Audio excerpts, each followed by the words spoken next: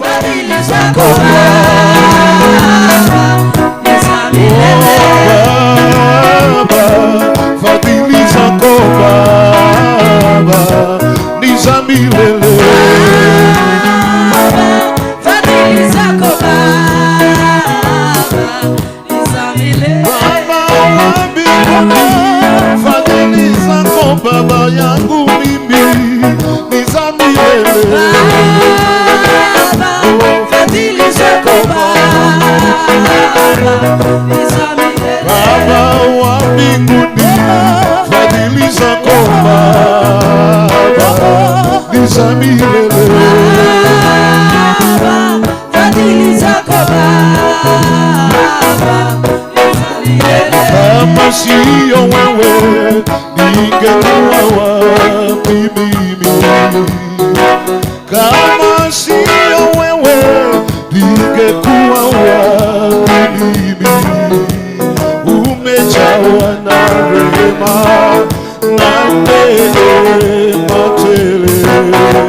Umejawa na rehema na neema tele. Kama sio wewe ningekuwa wapi mimi? Kama sio wewe ningekuwa wapi mimi? Umejawa Baba, umejawa na rehema tele. inua mikono yako sema, umejawa na rehema tele. kama sio wewe ningekuwa wapi mimi? kama sio wewe ningekuwa wapi mimi? umejawa Baba, umejawa na rehema tele. umejawa Baba, umejawa na rehema tele. kama sio wewe ningekuwa wapi mimi? kama sio wewe Yesu, kama sio wewe ningekuwa wapi mimi? umejawa Baba, umejawa na rehema tele. umejawa Baba, umejawa na rehema tele. inua mikono sema, kama sio wewe ningekuwa wapi mimi? Kama sio wewe ningekuwa wapi mimi? Umejawa na rehema tele. Umejawa na rehema tele. kama sio wewe, Kama sio wewe ningekuwa wapi mimi? kama sio wewe, Kama sio wewe ningekuwa wapi mimi? umejawa Baba, umejawa na rehema tele. umejawa Baba, umejawa na rehema tele. Bwana, tunakushukuru Mungu kwa upendo wako ajabu ambao umekuwa nao kwetu. Ninakuomba ukanitumie tu kama chombo nikawafundishe watoto wako jinsi unavyotaka wakasikie siku hii ya leo. Ukawabariki walio wagonjwa wakafanikiwe waweze kupona. Walio na matatizo mbalimbali ukawaokoe, na walioshikwa mateka ukawafungue. Walio naso kwenye mitego mbalimbali mitego ile na ikawaache. Na ni katika jina la Yesu Kristo naomba na kuamini. Unaweza keti. Asante sana kwa huyu amepiga makofi. Ni ishara anampenda Yesu.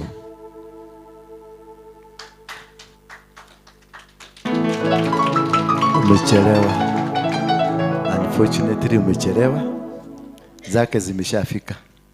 Hallelujah. Ile kitu inaanzaga kwanza ndio inafanyaga. That is the first The first thing is a thought of God. The second one to come ni ya huyo mwingine. Bwana asifiwe. Asante sana. Thank you again for this Wednesday. Hii ni siku ambayo tunaifanyanga kwa ajili ya deliverance. Na deliverance natakanga niimalizie hapa. Bwana asifiwe sana. Where I like it well, we finish it here. In my office there is no deliverance. Again, coming to tell me story. Already nishafanya. Kama nimekuwekelea mkono. It is God who wanted you to be here. And it's God who granted you that permission to be here. And God has a solution already. Nikikubalishwa tu nikuwekelee mkono yangu ama nikunenea nikufundishe. Deliverance has been done. Coming to my office does not help you. It does not change anything. Bwana asifiwe. So learn to be with this man when he is here. Hello? Hello? Ni wangapi wameshai kuingia kwa ofisi yangu? Ushaingia kwa ofisi yangu? Yeah? Do we mostly speak mambo ya madhabahu? Tupiga story. I'm wasting your time. Uko na waste your time. Tumalisiane tu hapa. Wacha kushinda ukinifuata. Kama Mungu ashatenda imetendeka. Mafundisho peke yake na kufundisha. Unaona kuingia kwako kwa hii room, already deliverance has taken place. Already you are delivered. Hallelujah. Tutoke kwa hiyo kasumba because in a very few months, like 3 months from today, tutakuwa na watu more than 1,000. Utakuwa ukifanya nini? Ama utatafuta mtu mwingine? Ama utaenda kununua maji hapa kwa Manyuru? Bwana Yesu asifiwe sana. Learn this. It is faith. It is not my hand. What I teach here is enough for you. Bwana Yesu asifiwe sana. Have that faith. Kama ni mchanga umekuja nao, just wekelea tu hapa weenda. It has been done. Hiyo anointing iko, tuko nayo. The house is sanctified, it's clean. Kuingia kwako hapa hata kama ulikuwa na mapepo iliisha. Iliondoka. Negua. Sangaranga. Habari ya masiku. Nani alikufukuza kule? Ni Hedon. Ni nani? Naona kama unaangalia nani hapa? Sangaranga tulianza nako kalikuwa na madred. Kakanyoa, kakakuwa kamzuri. Sasa I think kameanza kulegea. Ni kwa nini? What's happening with you? Are you right? Matatizo ndio imekuwa mingi ama ni sawa? Tuko sawa? Matabu. Tabu ya nini? Simama tu. Tabu ya? Kazi imekosekana. Unatafuta kazi ina gani? My business imeenda chini. Ya pia imekuwa kwa ngumu ku manage life. Yeah. So what does it tell us? Yes, imekuwa ngumu ku manage life. What about it?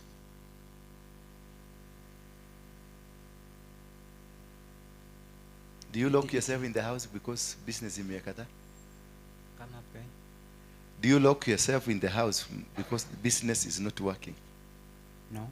What do you do as a man? I try my level best to Ikishindikana, to engage in what do you keep quiet or you tell people around you to help you? I share. Yes, that's the most important thing. Share your problem. I might not help you, but he will help you. He might not help you, I will help you. Because you need, kuna neno naweza sema tu naone mambo yako imekuwa sawa. Wacha kukaa. Ulikuwa umeimprove vizuri mpaka nywele umeona imeanza kumea vizuri. Sasa unataka tena ianze kurudi ile ilikuwa imesokota hivi, imeenda hivi. Haleluya, unione tuonane sasa tuongee kama wanaume. Si kama apostle. Ukuje tuongee kama wanaume. Umesikia? Hiyo ndio natakanga watu ukuje huko. Tuongee kama ni mwanaume ukuje tuongee kama nani? Huko. Kwa sababu hata mimi napigaka biashara. Lakini apostle ni hapa. Naigwa mami. Ono wathi kule office na wajira maundu mari ukujira ni wira watuhu. Ndiraiguire, si ulinisikia? Na ukasema ukuje. hapo ndio uliponea. Hapo ulisikia na uka make step of coming. That is when your healing started. Na healing process ikianza, nobody can stop it. Nobody can stop it. It's only you who can hold it. Mnanielewa? I want to build watu wako na faith. Do you know me, I do business of 10 million without a single coin. I do a business, nafanyanga biashara ya 10 million shillings without a single penny. Na ninauza na ninatengeneza faida yangu without a single penny. I never involve myself. I involve hapa na faith na zinafanya kazi. Hata ukiniletea deal ya 100 million, sitakwambia siwezi, nitakwambia tutaifanya. Na tutaifanya. Just believe me, tutaifanya. Nitakuuzia shamba hata kama hakuna na itakuwa. Hallelujah. Acha kuniangalia na hiyo jicho baya. Unajua sasa yeye ananiangalia na ile huko. Mudoka yeye ataliashajia fi. Ni gwiraga kihonoko giakwa ke 5%. I'm at 5. I'm at what? 5%. Hiyo ingine 95 Mungu anaishughulikia. Mimi sikai kama wewe. Unajua unakaaga biguni asubuhi ukateremka hapa chini. Unalala hapa. I'm not holier than thou. I'm being worked on. And it's a process. Christianity is a process. It is not one of that ukisema Bwana Yesu, niakae. Nifuta kwenye kitabu cha hapana. Jesus himself said, kama mtu akikuja kwambia hajatenda dhambi, hiyo already ni dhambi ametenda, kukudanganya. We tu si ulikasirika leo asubuhi. Ndio rakalile roshine. Ndio harakala. Ndio daiguo. Oyo ni wapere. Yani nduri waigwa kiundu gya kunyita uguo. Ono gikora kindu gikikite hau nja no makofi huraga. No ngoro yaku ndeigua kaundu. No nyende kuhiana tawe. Hau no watohenia. Hau waria maheni piu na niwehia mbere ya Ngai. Ithuothe wagikorwo Ngai ni murakarire. Jesu ni arakarire ri wewe u. Jesu arakarire ginya muti ucio ginya umuthi nduri wagia maciaro. Muti tigando muti. Ngai ni Jehova etagwo ni Jehova wi marakara wewe u. Wewe u. Ona riu macio ni maheni maria ndirauga. Ukaba ugiuga nduri muhonoku uhonokio. And that's why mimi nasemanga yangu ni 5%. Ndio nipatie Mungu nafasi kubwa ya kunishughulikia. Sababu ningekuwa na 99% nisikubiri anishughulikie alafu aachane na mimi aende. Tafuta venye mtakaa na Mungu siku mingi. Mwambie Mungu mimi niko 4%, ndio hiyo siku mingi mtembeage naye. Kila siku kienda kuanguka na kwambia wewe. Tigoli mo geraha. Yes. Tafuta nafasi, create nafasi kubwa ya Mungu. Ndio mtembeage. Lakini ukifuga kama sasa nikikuwekea chai kwa kikombe na kikombe ijae, kukuja chai nyingine utawekewa? Watasema hujamaliza yako. Always kikombe yako wekaga ikuwe nusu ama chini ya nusu. Ndio chai nyingine ikikuja unaongezewa. Kwa sababu hiyo nyingine labda ni maziwa ya gamia. Bwana asifiwe sana. Haleluya. Naona leo mko na sura mzuri. Habari yako? Ni wewe nasalimia. Wagotirwo ni thina nginya riu wona gatari ucio ungi thutha rariri.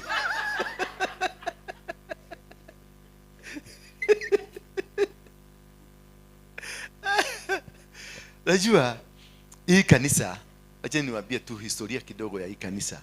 Why God gave me this ministry. This is a healing center.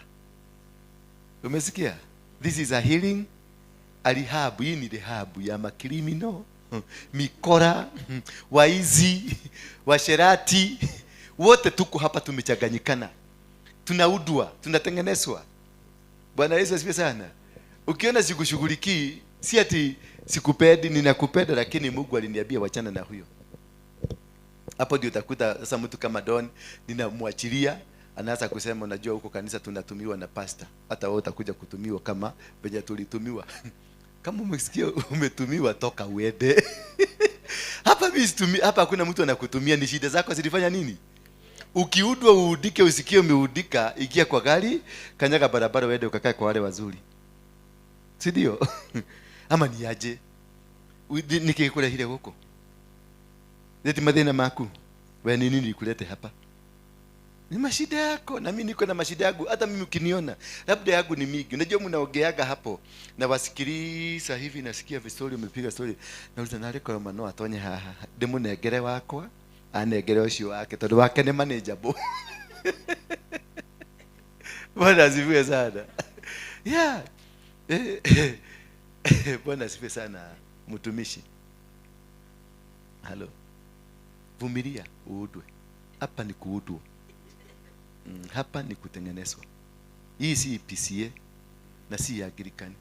Kama wewe ni Yesu, mimi ni mfuati wa Yesu 100%. Na Yesu hakukuja kwa watu wazuri, alikuja kwa watu gani? Kama mimi. Bwana Yesu asifiwe sana. Na wewe kama wewe ni mzuri, enda kule hamfai kwa sababu wewe si wa Yesu. Enda kule kwa watu wengine huko. Kanatigwa. Najua ni vizuri muelewe. Ndio tuache ujinga wa urokore. Kwa sababu watu wengi sana tunakuwa na ujinga mwingi sana. Because you have the power to become. You have the power in your mouth to say anything. You have the power with your hand to do anything. Because God blesses your hand. He does not bless habariki miguu, habariki kivua yako, habariki kichwa yako, anabariki kazi ya nani? Ya mikono. Kwenda fanya kazi. Unakuja kuitegemea apostle akupatia nini? Na ni mikono yangu ilibarikiwa, kwani wewe una yako? Ndio nina moko maku. Yeni ukatwa gwaririe moko maya. Gwaririe kirathimo. Ukienda huko utabarikiwa. Unaekelea tu mkono hivi, unaona nabarikiwa. Lakini ukuja kukaa hapa mpaka shida inakupata hapa, ngaragu inakupata hapa, unasema ati pastor apostle anakutoa. Unajua makanisa mengine, kuna kanisa tulikuwa tunaenda hapa chini ya mtumishi mwingine. Sitaki kumtaja asinitusi kwa TV. Sababu atanitusi. Ataniambia wewe ni mganga. Hiyo ndio baba yangu ya kiroho. Huyo ndio aliniombea wakati wa wokovu. Nilimuuliza jana. Ati umesema 500 ni ya nani?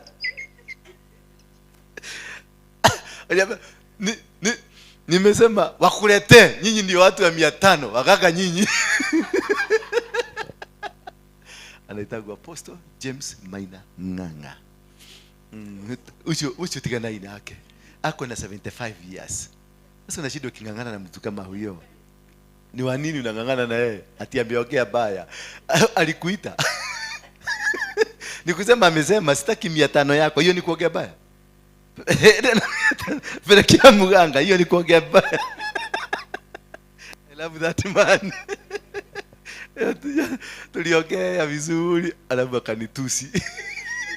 Kanisa hivi, bado mko na hizo viasiki zenu.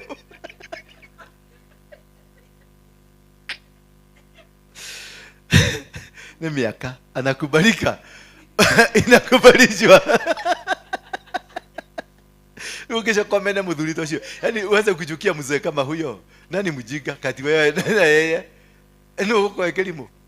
Ukichukia sasa hiyo mzee kwa sababu amesema ati 500 ni ya waganga. Sasa amesema wewe ni mganga. Ulikuwa umempelekea 500. Sasa wewe unaingililia wapi? Bwana asifiwe. Haleluya. So ni vizuri sana kuelewa hii ni garage. Hii kanisa hii yetu. Wachana na hizo zingine. Hii ni garage ya kuudwa. Hapa tuko na kila aina ya makrimino na tunaudwa. Na tunaudika. Juzi nimeona tumeuda machokora hapa. Wako wapi wale vijana? Kuna wachache hapa? Wale ama wameenda kazi wote?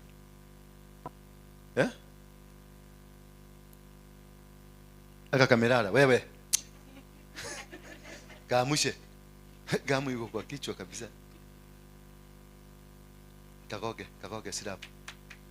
Umeona kanaamuka hiyo wanasikiaga. Wewe. Niangalie. Simama. Simama. Simama juu. Umeona nakambia simama kanaka. Vizuri kana kuangalia. Unaitwa nani? David. Hapa huko unafanya nini? Hapa ni wapi?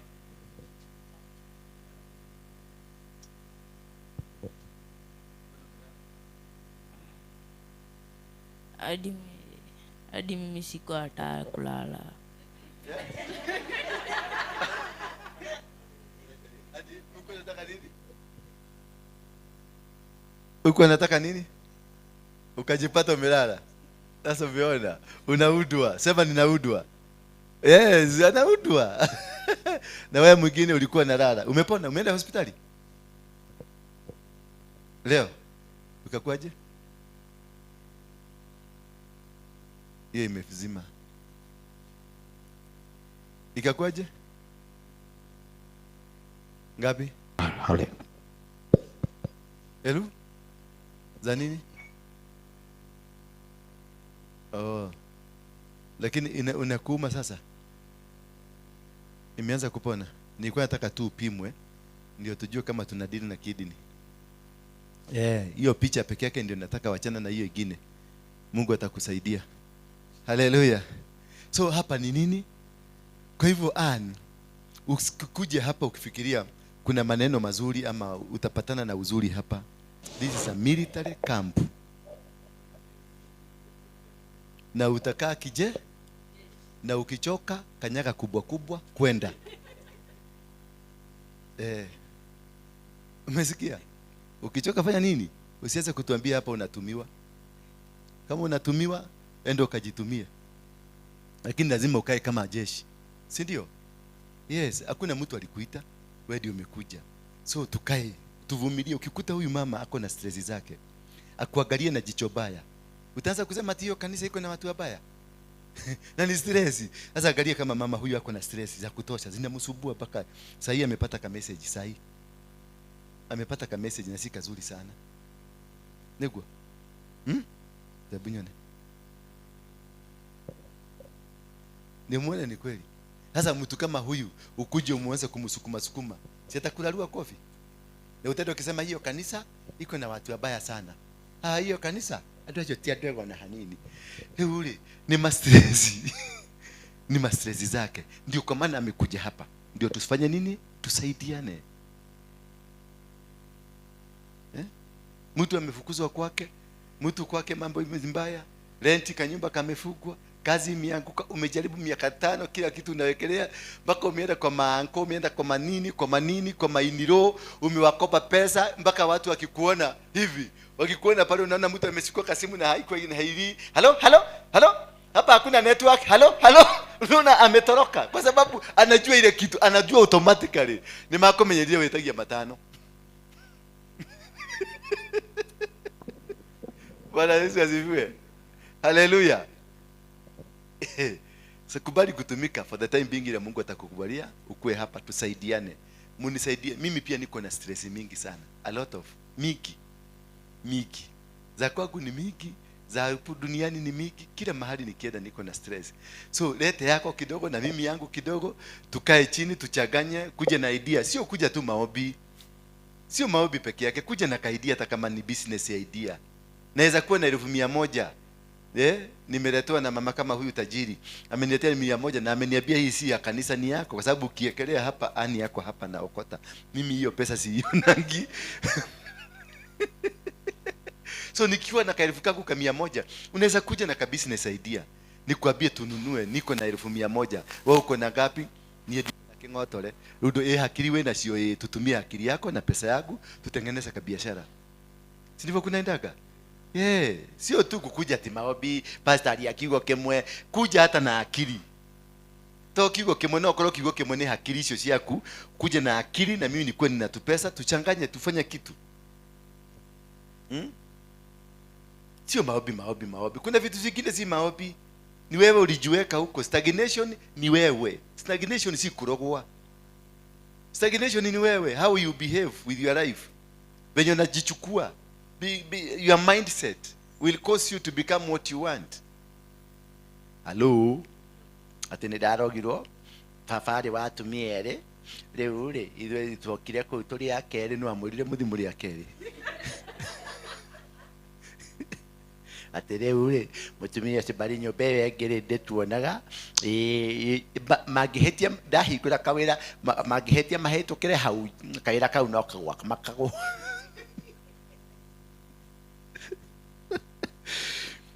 The spirit of stagnation. Mwambie mwenzako spirit of stagnation. Hiyo ndio nataka sasa tutoe ujiga leo. Bwana Yesu asifiwe sana. Tutoe nini? Ujiga leo. Maana spirit of stagnation ni ujiga. Mwambie mwenzako ni ujiga. Tufungue kitabu cha Sefania 1:12. Sefania. Inasema hivi, at that time I will search Jerusalem with lamps. I will search Jerusalem with lamps.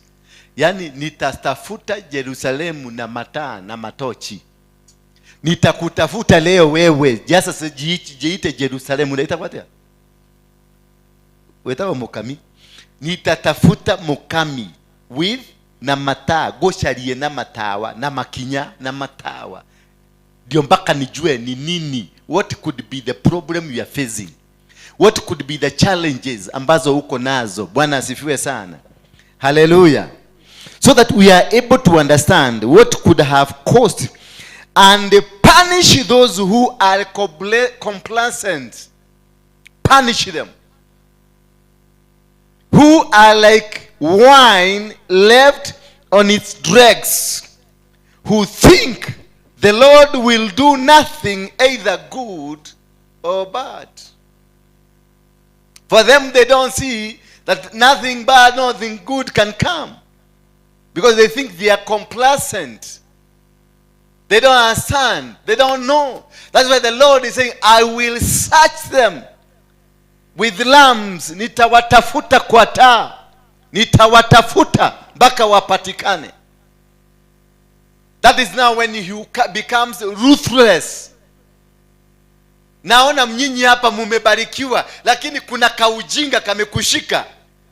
Ati kwa sababu mama mkubwa ambaye wewe mama mkubwa wa kwenu ni mchawi, kwa hivyo you believe kwa sababu yeye ni mchawi ashakuroga. Ndio kwa maana hata ananikio thia gogo ta propera ogwe radio githiro kago todo tuli aroge.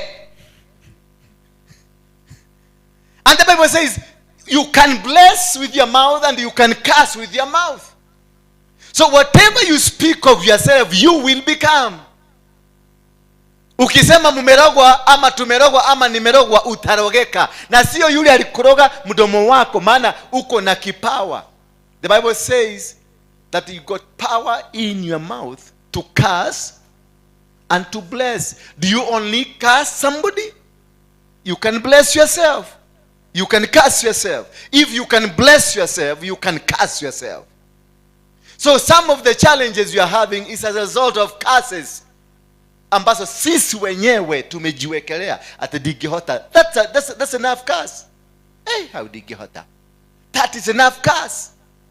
You will not make it. Hata ufanye nini? Hata tukusukume na maombi, hautaweza. Maana already you have cursed yourself. Digihota, siwezi. Umejizungumuzia, umejinenea. And that is why every morning you are supposed to wake up in the morning and command your day. How do you command your day? You call police station? You command your day with your tongue.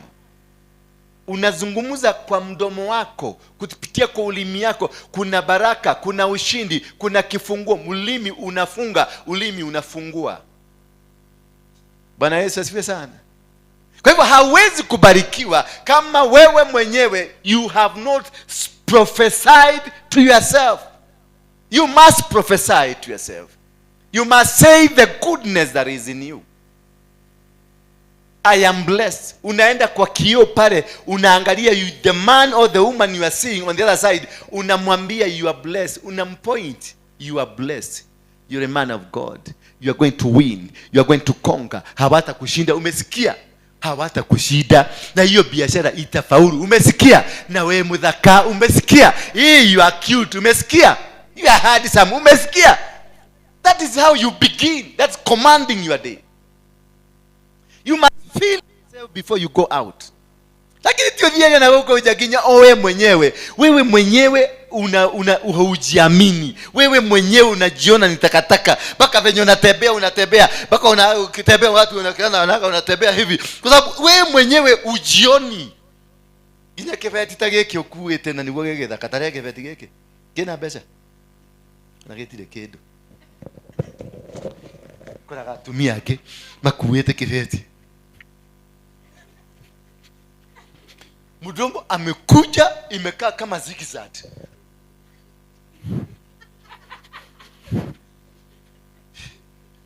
Akona shidwa oyo no amuheteria. Eti kwa sababu biashara haikufaulu leo, unatembea ni kama ni roboti, nikatata usiedilete mahiga. You become what you decide yourself to become. You will succeed out of your mouth, not out of your money. Not out of the people who have employed you, not out of your pastor, not out of your bishop, not out of the institution you are. You can be in Safaricom but you are still poor. You can be working in CBK but you are poor. You can be working in the bank but you are still poor, because the prophetic word over your life by yourself is poverty. Hallelujah. So do not expect any miracle to happen to you. Hata mzuguke, tafadhali mwende kwa Mackenzie. Hata mzuguke. If you never prophesied to your life, there is nothing will come out of you. Hata nikakuombea na nikuwekea miguu na mkono na kichwa, nothing will happen. Nothing. Na ndio nakwambia tuachane na pale. Tuapachane na ofisi yako sasa. Nataka tujenge imani. I want to build faith. Bwana Yesu asifiwe sana. Watu wako Amerika, saa hii nimeombea mama alikuwa na kansa. Saa hii jana asubuhi nilimwombea akiwa na kansa. Ameenda ameambiwa hana kansa. Na hakukuja kwa ofisi yangu. Hakukuja kwa ofisi yangu. Kuna mama mtoto yake alikuwa homeless, amekunywa madawa. Nikamwambia nimpatia mtoto wako 3 hours. Hata akasema sasa mimi hata siongei na yeye. Nikamwambia mtumie namba yangu na umwadikie, talk to this pastor. Akaniambia hawezi, hataki kusikia wachungaji. Nikamwambia wacha ujiga, tumia mtoto wako namba yangu na dukahurira rege. Nonsense. Akasikia nimekasirika, akatumia mtoto namba. Within 3 minutes mtoto akanipigia simu, akaniambia pastor, I know you're a man of God. This life nimefika mwisho, pray for me. Nikapiga conference, anajua ananisikiliza saa hizi. Nikapiga conference, nikashika mtoto na mama na mimi. Mama yake akasema hakuwa anafikiria mtoto wake anaweza kuconfess. Kumbe shida ni mama. Wewe tunaweta mwana wako nogo. Wewe una akili nogo takataka. Alikufajika, si alikuwa takataka. Nilimtoa kwa homeless. America kuna homeless, watu wanalalaga kwa barabara. Alikuwa takataka, as prophesied by the mom, as prophesied by people around him. Once you say weta mwana wako takataka nogo eno gathie no, wewe nduli hakili. Hivyo kutakuwa hivyo, atakuwa nogo, atakuwa takataka, atakuwa hana akili budeno, atakuwa buda ng'ombe, atakuwa ng'ombe. Sasa imagine kile kitu umetengeneza kwako. Ni ng'ombe, ni buda, ni takataka, ni nini, zote zinakuaga kwako. Mwisho ukagudhubura ka pastor haha. Ciana cia kwari utirajigwa. Cirajereria uria irenda. Na riko ni kuhure bara ya mwiri. You prophesied. You released the word to them. Ulimuita takataka, ukamuita nguruwe. Nguruwe nikikaga. Ukimuita ng'ombe, ituraga yanagia gwaku. Ukimuita takataka eno ni takataka kiara, kamukora kiara kiria matakataka. Because that is what you prophesied. That is what you said to your children. Radhimaga ciana, bless you. Onaona ni agwika maundu moru, bless this child. Mwaririe kirathimo. Zungumuza neno la kumchange. Zungumuza kwa sababu neno lako liko na uwezo. You got the power. You got the anointing. What you say shall come to pass. Alimwambia Jeremiah, usirudi kusema mimi ni mtoto tena. Akamguza mdomo wake, akamtia maneno. Sisi kwenye midomo yetu tumetiwa maneno mazuri, na akaambiwa mahali popote utaenda nikutume unene, neno utakalo linena ni langu si lako.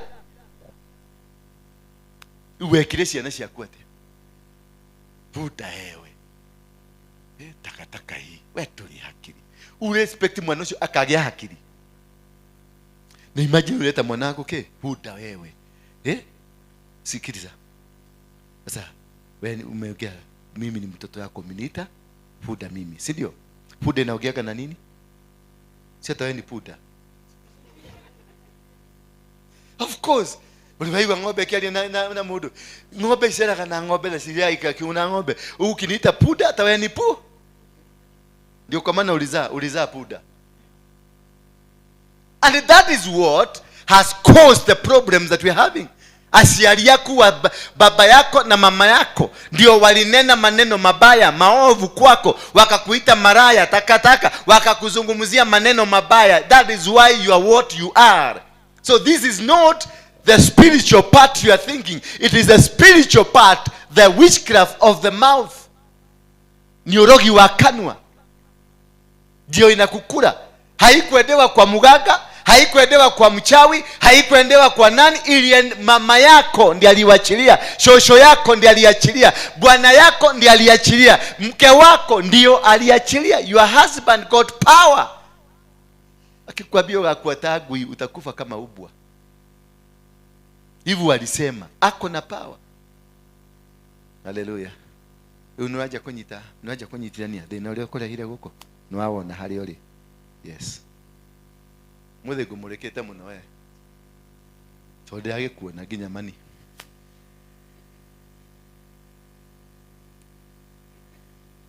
Stagnation is the force of retardation that makes the past of a person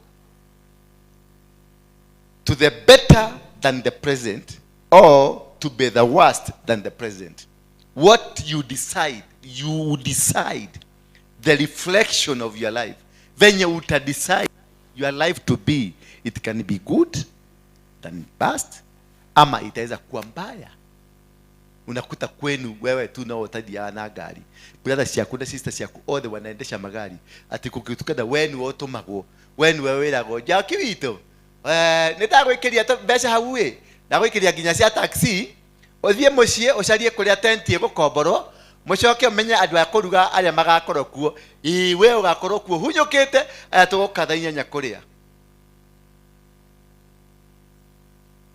tucoke tukurithie magari maitu tuthie tutige ugithambia thuria mundu cio gutiga kimurathima mwamutiga kimurathima ngoma icio no kuria ciriaga no kuria cikuriaga ta makurwe mana macio na matire mutugo no na mathambia kida na matinaria irio na nigo tunogeta guku tukiruga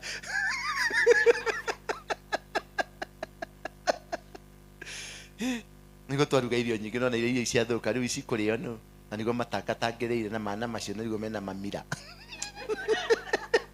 but the material na mamira they don't have, but because you yourself you prophesied yourself poverty, that is why you have curses. And that's why the church like this one iko na watu ambao they are lazy, stupid in the head hapa, wajiga wako hapa, wamekuja wamekalia hapa, wanaongojea mila kwa itendeke ikuje yaguke hapa, wakiona sasa mama kama huyu amekuja leo na amechukua muujiza wake, the next time anakuja pastor kuja bariki kali yangu, unakuta wasa anasema huyo mama nilikuwa nimemuona, venye nilimuona aliingia hata ile nguo mko amevaa ni a devil worshiper. And you find a church, kanisa za walokole, they are often very poor churches. Because the kind of the people in the kind of church like this one, they are poor. Yani ile kazi unafanya ni kumonitor huyu uki. Sasa mama kama huyu umeona ako na buti. Na kuona leo uketa buti cia mweteo. Hiyo uketa gutuoni atia. Nisho mkaige shikira kwa idito goko. Si wende na wewe badala ya kuongea yake tuikoroke hage koba na cieho ununue yako weke githito mutoshane na yeye. Ni akili kidogo kidogo kama ya kuku. That is what has caused the spirit of stagnation in you. It is not hakuna mtu alikuroga, hakuna mtu alisababisha the problem you are in. You caused the problem yourself. That is why you are that way, because you caused it. You invited the challenges you are facing. Bwana asifiwe sana. You must pull out of yourself. Wakati mtu anaitwa Jeremiah, Mungu guarded him, na akasikia Jeremiah akisema Yeremia alimwambiaje? Mimi siwezi, kwa maana mimi ni mtoto. Naye Mungu akamwambia nini? Usirudi kusema wewe ni mtoto, maana mahali nitakutuma utaenda. Lolote nitakwambia useme utasema. You are not a baby. God understands you, you are not a baby. God knows he has given you power and authority to prophesy, power to say it, power to do it, power. Ukiinua miguu yako, alimwambia nimebariki miguu yako, mahali nitakutuma uende utaenda. Neno nitakapokuambia useme utalisema. So he has given you power to be able to walk, hands to be blessed, mdomo ya kunena, akili za kutumika. Kujati niombe kazi yangu imeharibika. Ni maombi imeharibu. Kuna mahali ulisikia kuna watu walikuwa wameenda kuomba ndio makazi yako yaharibike. Wewe ndio huku nenea biashara yako. Unaamukaga asubuhi na kikombe ya uji na kutoka, kitu ya kwanza ni kuchukua message na tumwe mojo twa kusegenya mtu. Niona by the way, niona ke muonire uri mara okire. Nyako hiuria hiuragia guo. Nyina ndirani ri harakinyiria guo ndaja nkihiria ndamenya ko kwena undu. Badala uprofesaie kazi yako. You wake in the morning to write a message ya kutukanana. You wake in the message, kitu ya kwanza unaandika ni masegenyo. Kitu ya kwanza unataka kujua nyina ni atoiri atia. Nirake mwanire no ni ahejete gigwe hiana ya mohau. Where do you find this time? Where do you find this time? The morning is special for you to prophesy to it. Command your day in the morning. Wake up early in the morning. Wake up early at 5. Start.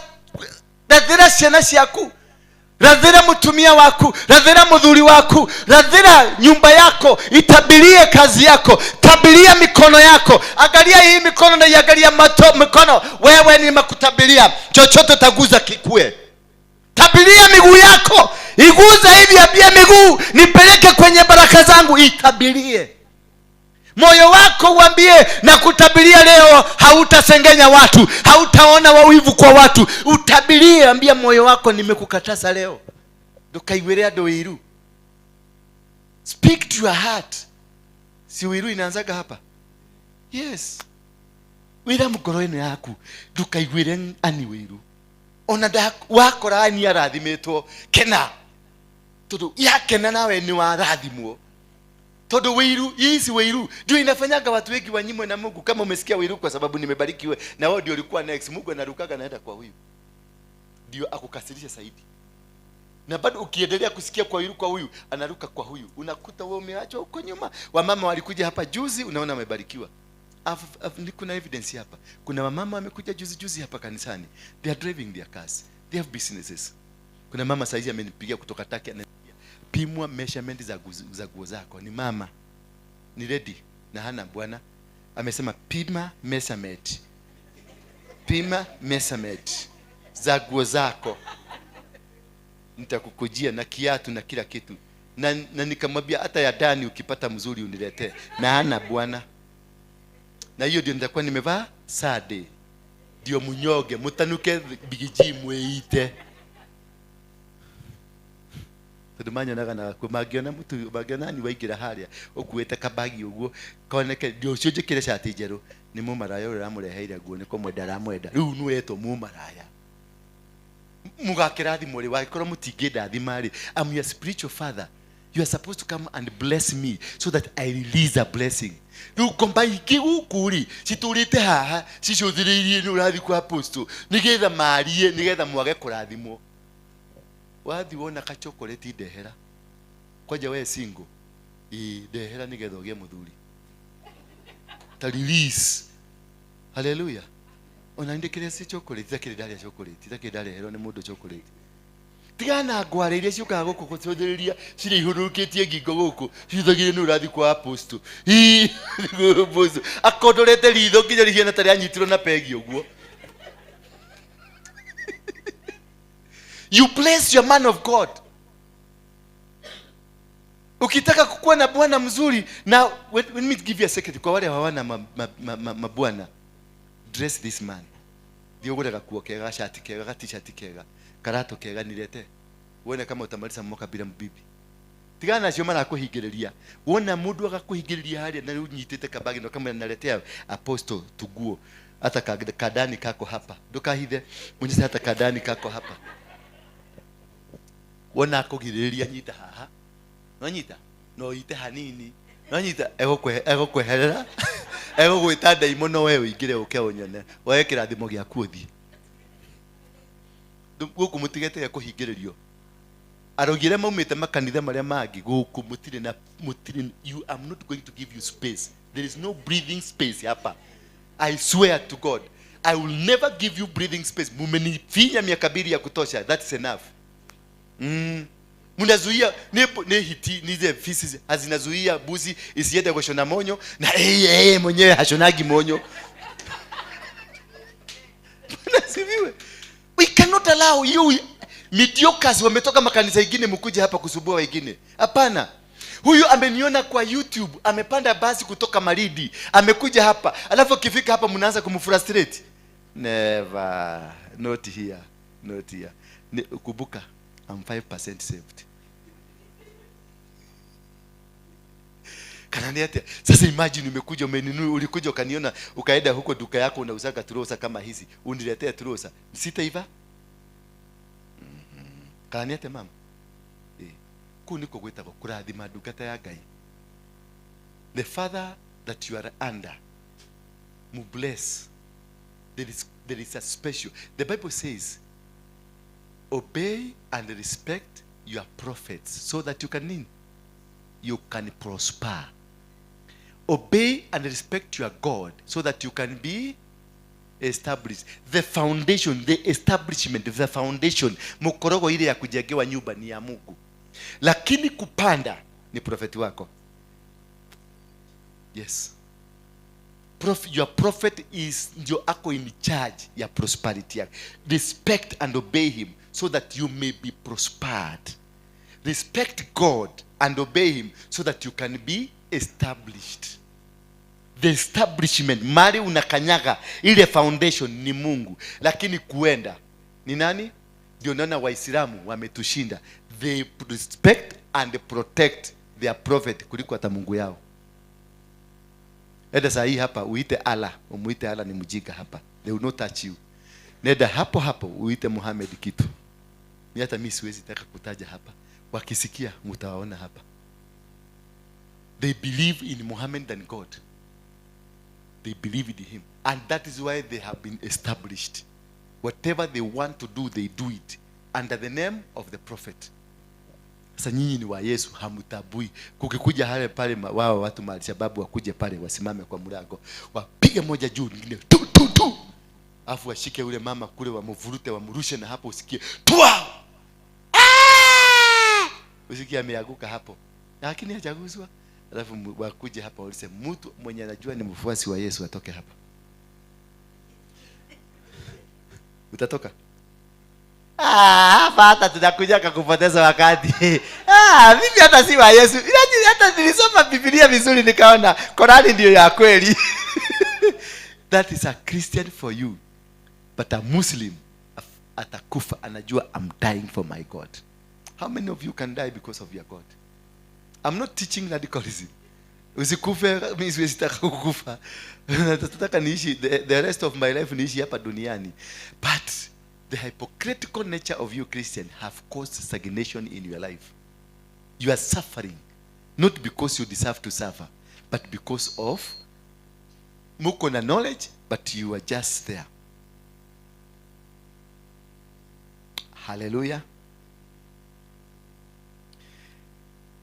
This retardation that makes the past of a person to be better, to be well. These are the things that causes stagnancy, or wasted efforts, or causes delays. I want now to teach you top 7 causes of stagnation and how to solve them. Number 1, lack of goals, or rather vague thinkings. Lack of goals.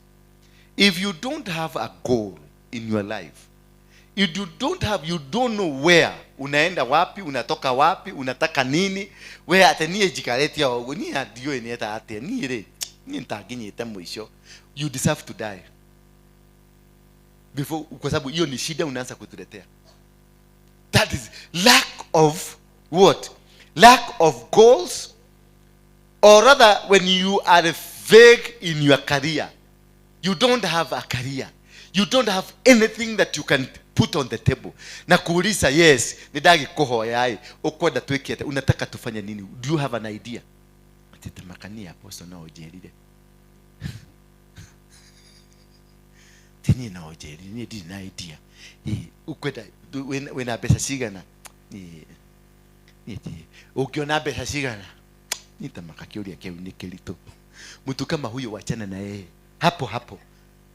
Don't waste your time, don't waste your prayers, don't waste your money, don't waste your energy. Ona dukareke aliye dhani yaku yakilio. Dukareke. Ana waste because you don't have a vision. You cannot succeed without a vision. You cannot succeed without a goal. You cannot succeed without a mission. You can never succeed. Family wahikire because you want the first goal, watoto wakamushi kugia na mudhuri, then tugie na ido tutoke. Bwana sifiwe sana. So without those kind of an agenda, you can never succeed because there is no platform to work on. The goals is a formation of a platform where you work on. Unajua, this year, this is what I want to achieve. This year, I want to achieve. When we started the church 4 years ago, tuliandika a strategic plan. 6 years strategic plan. And I came to discover, because wakati niliandika nilisahau, nilikumbushwa last week about the strategic plan. Na nimekuta 90% of the strategic plan, we were not looking at the book, we were not doing it at kusoma, at tumefika hapa pana, but nilikumbushwa last week, tume achieve 96%. And we were in our second year, that year. Well, we are in our 4th year. But the second year of operation. 4th year of when we began kwa mlima kule Goma. Wakati Mungu alinisugumusia nikakataa, nikaanza kupigana na yeye. Lakini strategic plan nikikaa kwa mlima, kwa sababu aliniambia chukua kalamu na kitabu uandike maneno na kupatia. Nikaandika all this. Hata tulikuta tuko na those days niliandika CBC na hakukuwa na CBC. Baka jana juzi ndio nimejua kumbe hii kitu nilikuwa nimeiandika uko na hatukuwa nayo. Nikiandika hiyo kitu many years ago, siku hakukuwa na kitu kama hiyo, but I wrote. Nilikuwa nimeandika kuhusu hii kanisa na nikaichora hivi ilipo, na ndivyo tuliikuta. We never looked at the book tunatafuta mahali fulani, but I came to discover I did what had been written. Bwana Yesu asifiwe. Because I had goals. God had set goals for me. This is what you need to achieve. Number 2, waiting to be noticed. This is one other cause of stagnation. When people ati umekuja hapa, unaongoja mpaka unotisiwe. Hey, matirame na neginyire. So you nakaa hapa. In this church, they don't recognize people.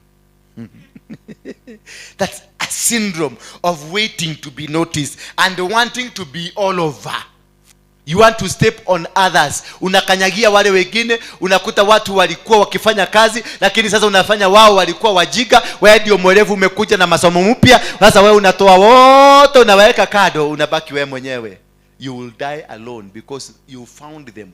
They had laid the foundation. They know the network. They know the system. Watanyongoa system yao, watakuacha kwa hewa. Okugabade takedo kigi.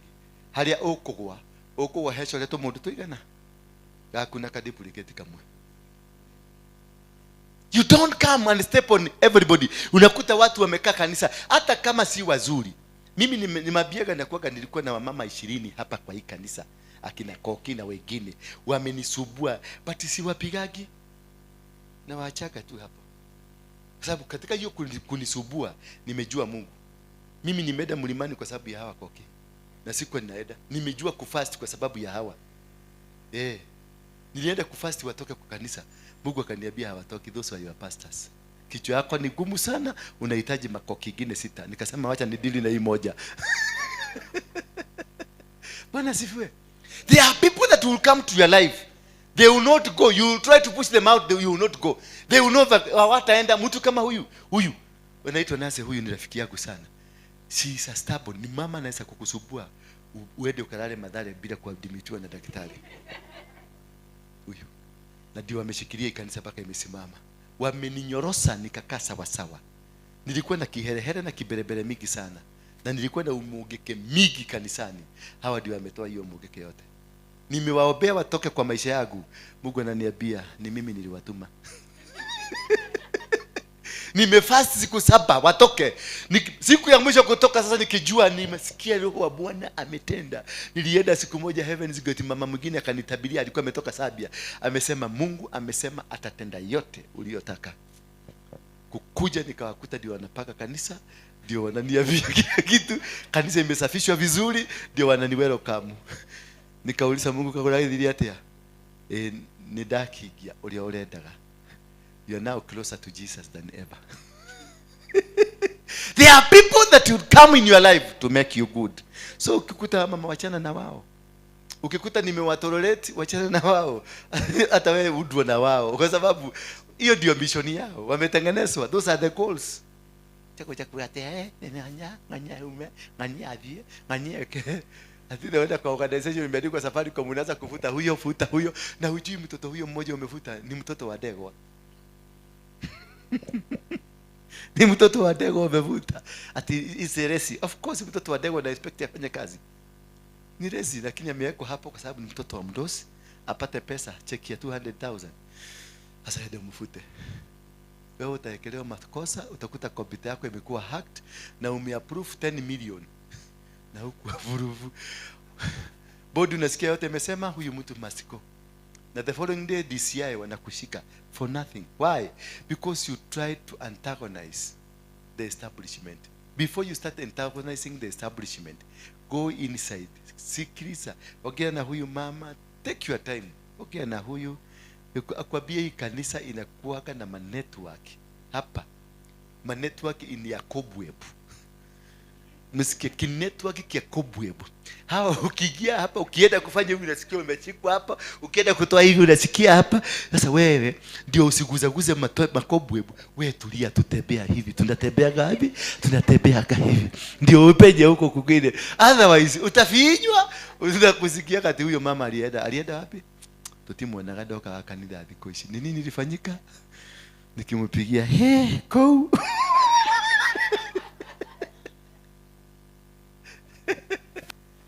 But as you so waiting to be noticed or wanting to be noticed causes stagnation.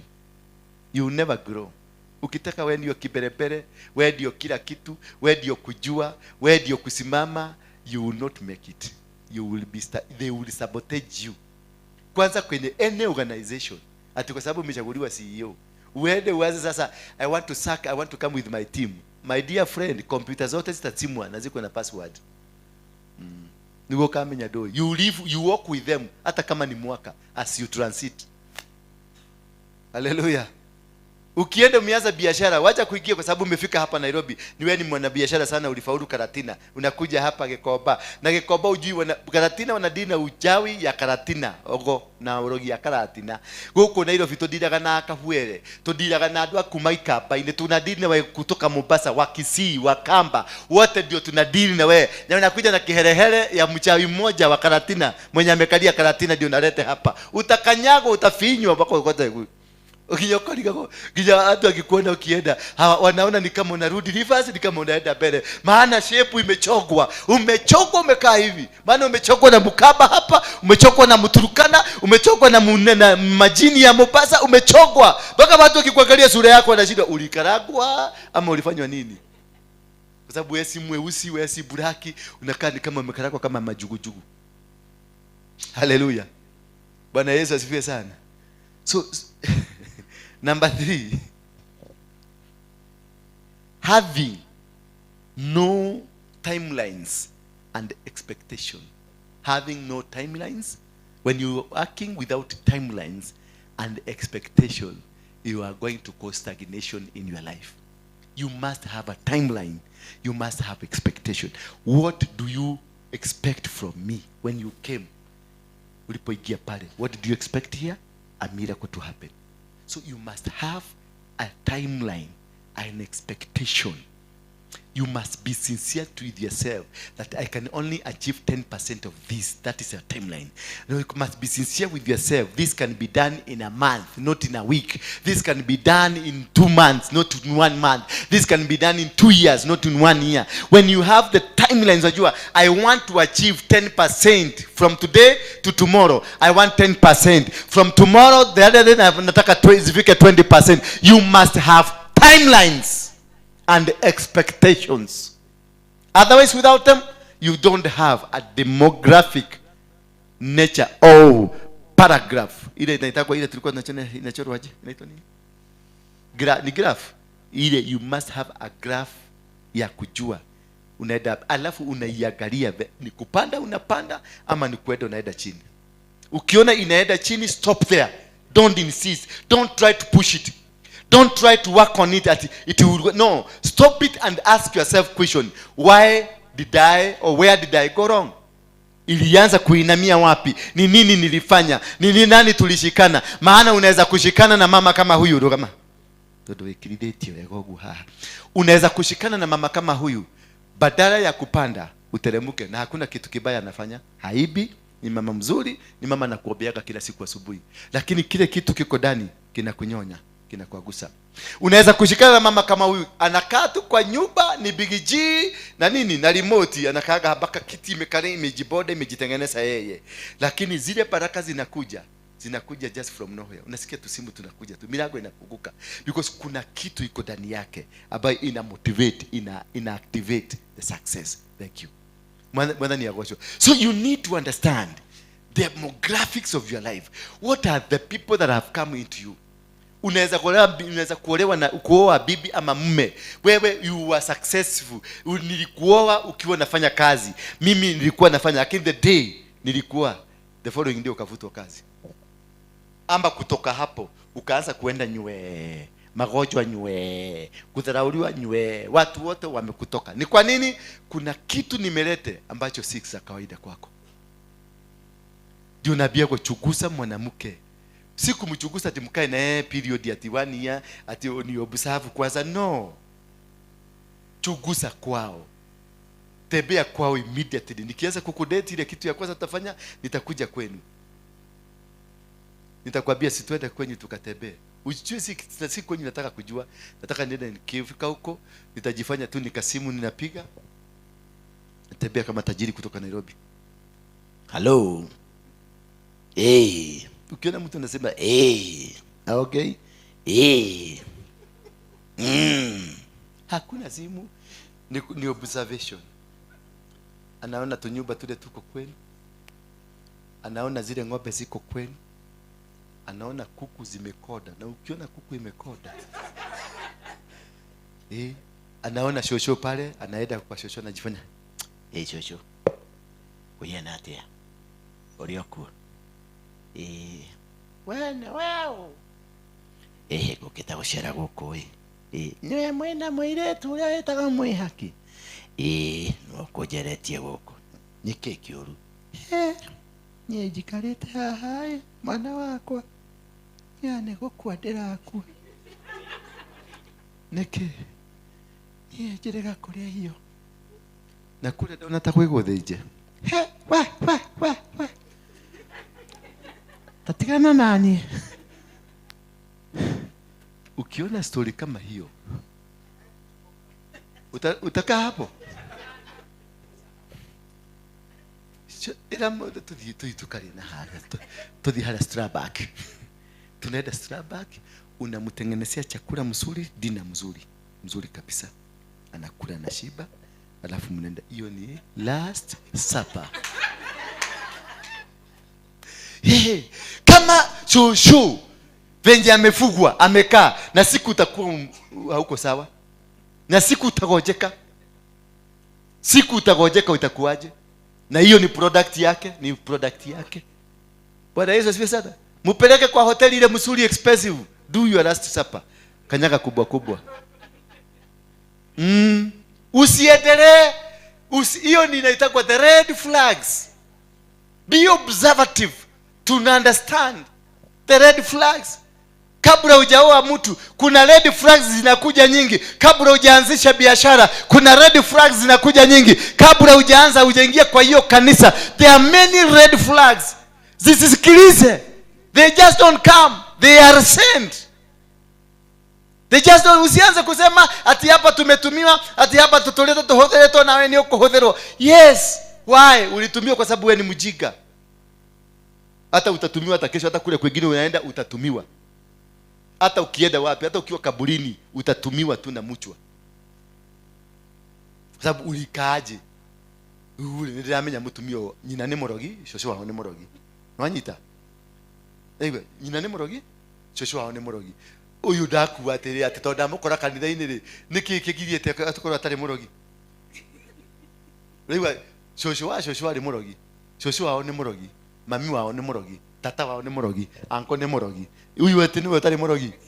Ewe, tumia akili. Tumia akili. Tumia akili vizuri.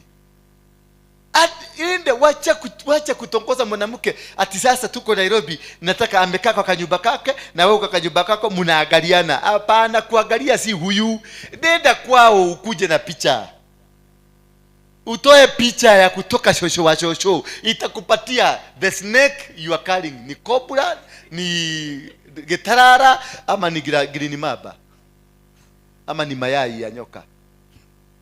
Unajua afadhali kubeba nyoka moja kuliko kubeba mayai ya nyoka. Kwa sababu yai moja itakutolea nyoka ngapi? 7. Sione. Bwana asifiwe sana. Hallelujah. Don't kama ni biashara, go backward. Understand the history of the family. Because that is the final thing. It is not ani no uko na ile twite thigi Maria no wigakoma. Bwana Yesu asifiwe sana. And I can only know by the duplicate of your ile kapicha kakwaza kale kalikuwa kana wali wangapi wa ile wa duplicate negative ya picha, wangapi wa negative, watu wa negative. Sasa hiyo hata picha ikipotea tulikuwa tunapeleka kwa studio, unatolewa. Sasa zamani ulikuwa ukienda ukiwakuta unachukua hiyo ka negative unaweka wapi? Unaachia picha. Wakikuja bishaje nisiadhokire. Thank you. Unaenda studio unachomolewa. Ni weno. Tamakaneo. Because inakupatia the real thing. Umesikia? Mambo ya kutokosania hapa Nairobi muachane nayo. Juana lipa kwenda gharama. Maisha ni gharama. Ukikuja kanisa hii, lipa gharama ya kanisa hii. Wacha kukuja kudoea kukula masani yenyewe hapa na ujuu kule zimetoka. Msichana kama huyu ni gharama. Anyorokete tukaitoto. Ati ulikata msichana mama, ati yuko na ni mwega mani mudaka. Ubeta wegai. Nguo zilianguka kutoka juu kama mana, zikaanguka chini, akavalisha, akajikuta zimeingia. Kuna mtu amelipa gharama. Tete yako lile muhiki uwe siko na ronere. Siko na ronere nekirite nguo cia ngiri cia ngiri igana rimwe. Wewe ni mjinga namna gani? Mtu amevaa amekaa kama CEO na amevaa mpaka ile kakagia kiatu ati umekuta mrevo ati anakanyaga hivi. Ameudwa. Na ukiona vimevaa vyaeleo ujue vimefanya nini? Vimeudwa. Wacha kukimbilia mama kama huyo. Nataka kujua historia yake. How are you madam? Unafanyanga kazi wapi? Anakuambia. Akikwambia mimi ni last time nilikuwa kazi ni miaka 5, na unaangalia zile nguo amevaa ni mpya, si za miaka 5, ni mpya, na ni nguo ambazo ni very expensive. Fanya calculation mzuri. Fanya calculation. Mimi kuna kamsichana tulinunulia gari tukiwa wanaume 8 hapa, tulikuwa wanaume 8. Na wanaume hao wengine ni masio, mwingine mmoja ni komanda wa jeshi hapa DOD, anaitwa Karaja, ni rafiki yangu. Tulinunua hapa, unaona pale Bellevue. Hiyo nini ya kuuza gari kwa hapo. Tulinunua, kalikuwa kanapeleka mimi, naenda naekelea deposit. Gari ilikuwa ya 1.8. Mimi nikakabia nitapata deposit. Nilipe pole pole, akaniambia twende basi ulipe. Inapelekwa, tunalipa. Huyo mume na mwingine naye anaambiwa gari ni 1.8, namwambia I can buy it but ni deposit, nitakuwa nikitoa pole. Akatoa 300. Mwingine alikuwa ametoa 500. Mwingine alikuwa gari kalinunua in 3 days na deposit zetu. Sasa wewe unakutana nako, tulikuwa tunaendaka kukunywa baingine pale ya kina Kenyatta inaitwa The Hood. Sasa kanakuja kametupaga. Mmoja amewekwa Westland hii kwa hapa barabara ya Westland iko inaitwa nani? Hii ukiteremka hapo Kenpisiki hapo chini. Ile tulikuwa ya usiku inawaka vizuri. Yeah? Hello? Yeah? Galileo, kumbe Galileo. Galileo. Sasa mmoja amewekwa Galileo, mwingine amewekwa Hood, mwingine amewekwa ingine ilikuwa mzuri sana South Sea. Mwingine amewekwa Githurai pande hii, mwingine sasa tumebalansiwa, kila mtu amepagwa. I'll be on Thika Road. Sasa wewe unatumwa Thika Road. I'll be on Waiyaki Way, natumwa huko. I will be Ngong Road, Hood. Sasa kanakuja Ngong Road. Kanakuja kakiwa hapo kanapiga vitu zingine tunaitaka takira. Na ngapi unajua takira? Takira. Wenye takira inua mkono juu, watu wa takira. Watu wale tumekunywa takira. Wachana na the holier than thou. Kama inua tu mkono mzuri, wachana na madhori ya holier than thou. Hiyo. Katakira ni kakitu kama kachupa ka glass kametoshana hivi. Kananunua kwa shilingi 800. Kakitoti kametosha hivi. Naweka hivi kanaekelea. Na kana meza 4. Ya 800 alafu anakupaga nakwambia I want to go and pick my brother ako mahali fulani alafu I'll come back. Unaacho kinuchoma nyama. Kanaenda Thika Road, kanapanga wa Thika Road. Kanaenda kule kwingine. Sasa ndio tukashike. Haleluya. Siku ya mwizi ni 40. Tulikuwa Galileo. Mwenye Galileo hapa anaitwa Gatia, ni rafiki yangu. Tulikuwa Galileo. Sasa mwanaume huyo wa jeshi mwenye alinunua gari ni rafiki yangu, na mimi na mwingine anafanya Safaricom, ni namba 6 Safaricom kule. Ni watu wakubwa, sisi tulikuwa watu wakubwa. Yaani ni mtu wako na anointing ya tapping the big people, the big fishes. Kachana kanalipa kaika nyumba ya uko Westland. Nyumba kanalipa rent 200,000 na hakako kazi. Kanaendesha gari mzuri kuliko yako. Wewe unaenda yetu, unajua sisi wanaume gari yetu inaenda mpaka inakatika gauge ya mafuta. Sasa unafungua kule, unarusha kamuti ndani ya tagi, unapima mafuta. Huyu anaendesha gari mpya. Haleluya. Bwana Yesu asifiwe sana. So kama sasa kalikuwa kanatutumiaga message ile send to many. Message kanatuma kama one lakini send to many. Oh ishe, I'm stuck in the jam without fuel. Hiyo ndio message one. I'm stuck in the jam without fuel. My car, oh yeah. So immediately sisi kila mtu anatuma 5,000 ya mafuta. Huyu anatuma. Or from all corners unatuma. Within 10 seconds kanakuwa na 60,000 ya kuzunguka. Kumbe tulikuja kujua mpaka sasa sisi tulikuwa kusponsor. Kuna kale kama mwanaume kanakuwa kwa nyumba. The final wale wako mwenye atasimama kwenye podium.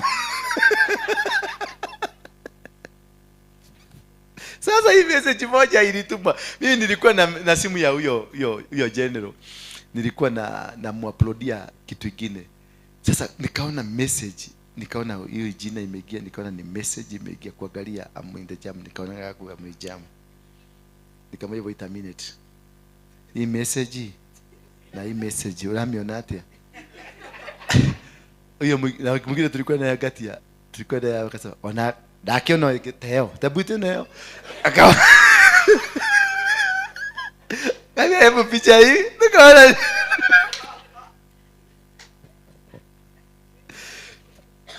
Number 4. Not having definite measures of success. Wacha ni mama tena mara tatu yake natolia rume. Sasa hiyo bibi yako anatembea mguu kama nyoka. Arumene tugie hakiri.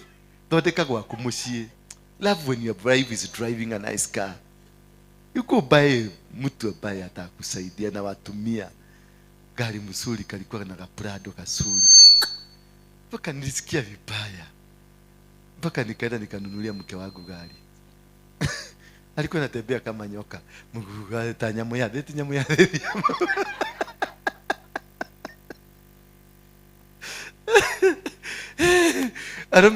Wanaume in the house, wanaume in the house, treat your wives nicely before you go out there. Wacha wakule matigio, wacha kupelekea mke wako matigio. Hear me? Ni mwanyeda, nimeongeza husband material. Not having, when you don't have definite measures of success, you must have definite measures. What do you want to achieve? What is your plan of life? What is your measure? Umejipimia wapi? Yes, unataka nimekuombea. What do you want? Nimekuombea hii maombi ikusaidie na nini? You must have a definite measure. Kuna kiwango umeweka hii nataka, sitaki kuwa na bilioni 1, but this year nataka kwa account yangu nikuwe na 100,000 by the end of this year. You have a definite measure. Kuna kiwango fulani umejiweka, unajihisi, unajipanga, unaona this one I can achieve. If I don't achieve this, nita achieve 80,000.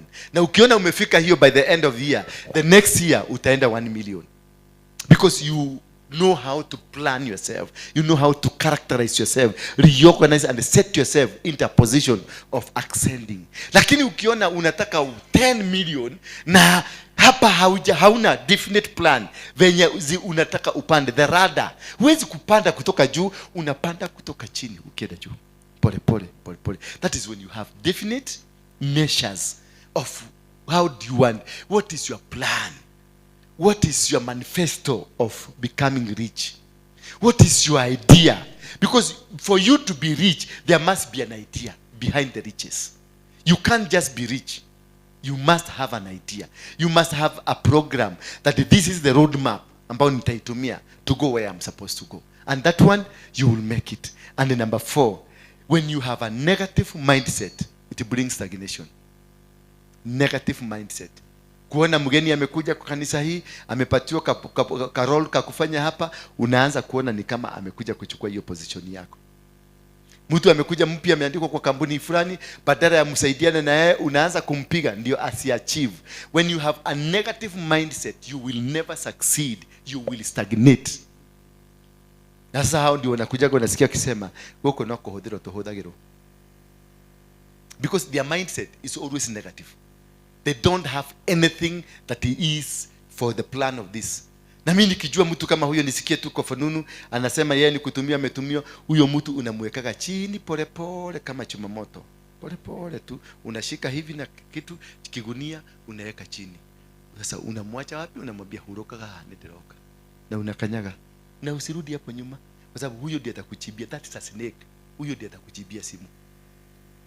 Huyo wakati mtaanza kwenda ndiye atakuja kusema yeye ni devil worshiper. Wakati utanunua gari mpya ndiye atasema huyo, alafu shosho wanyu wako alikufa, sema si unaona alipatiana shosho. Because they always have a negative mindset. They don't see any good in you. They don't see ego yako. Venye hii unaona hii makanya hii ni ya devil worshiper. Unaona venye umetengeneza huko, hebu fanya funga. Unaona hii venye umetengeneza hii ni ya devil worshiper. Hata inywele hii ni ya devil hii. Because there is nothing good can come out of your mouth. You can never see. But kama na mama yake mzazi ameweka wigi, kwanza imefika huko kwa nini? Sasa mama yako ni devil worshiper. Ikifika kwa mama yake si devil worshiper, lakini ikifika kwa huyu, because ni mtu hana msingi wa kuangalia kesho. There is no success in your heart. There is no plan of succeeding in your heart. You are always a mediocre. You are always fighting successes. And if you are a success fighter against other people, you will never be entrusted by anything. God will never entrust you with anything. He will never. Hawezi. But when you release yourself, when you see the success, nikiona mama kama huyu yemuka chakuka hapa kama tajiri ndoli kanyamu. Kiona kimama hiki, si unaona ni kama kisio. Nikikuja na mfurahia, angalia hizi menini zake na furahia, nikiona cheni yake na furahia, nikiona nguo yake na furahia. Amesema you are beautiful. You see? I appreciate. God will see my heart, and He will also make me like even better. But ongekiona rũĩ wĩkĩrithĩtie mĩgathĩ nĩgetha ũkĩatũrakti apostle no na nginya ũrĩa kũrũgamĩte ũguo iyo nĩ roho wa Jezebel. Niĩ ũrĩa ndĩmuonire nĩ roho ya Jezebel, no na nginya ũrĩa hakanĩtie marangi atĩ arenda nĩgetha apostle amuone. Niĩ gũkũ niĩ kanitha ĩno ina maraya maingĩ because the mindset in me, it is negative.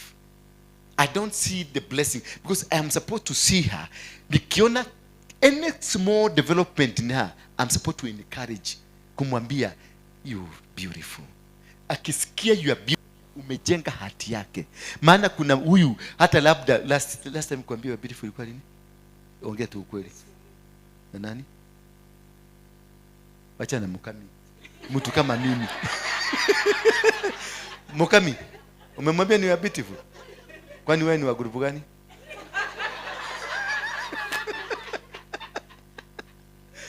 Mtu kama mimi. When was last?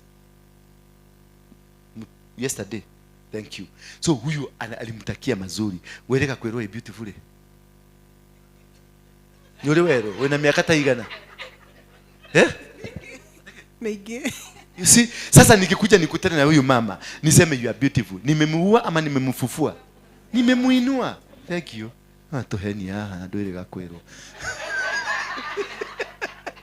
Yes, that is the essence ya kusaidia mtu. Maombi unaweza kuja kwa ofisi yangu nikudescribe, hey, you are very beautiful. Na imudaka. Kiu tu no kyo kwendaga. Ko kiu tu to do kwa kweta mu maraya we takataka wewe. Na niona kata imudu kathia. Yani oroshini kile utakuwa na kanakio. Niona hata imudu kathia. Yani every morning, every hour ukutana huyo mwanaume, that is the word anakuachiliaga. Ushoke ukosha mani na mundu tani gwira, you are beautiful, how are you? You look handsome. And I have a nice shoe. Have a nice shoe. Nice. You see, utafili mpaka unaona akatana ameanza kukula wilaya. Yeah, kwa nimemuinua. Kesho atajaribu kuvaa hata vizuri kuliko hivyo. Kule atumia meweko mekera makonia todo akure kwa ule mera nagio. Atekera guo njega naambiwa anaenda umaraya. Sasa inabidi avae kimgunia ndio asiambiwe ameenda umaraya. Rĩu gũkuonekaga ĩgĩtumia gĩkũyũ. Na ina guo cia makiri nyumba. So ukikuja hapa niseme you are beautiful. Cool. Ukuigua ati agwendete you are beautiful. Ginyuka igwe ndo nauma akweje kwa.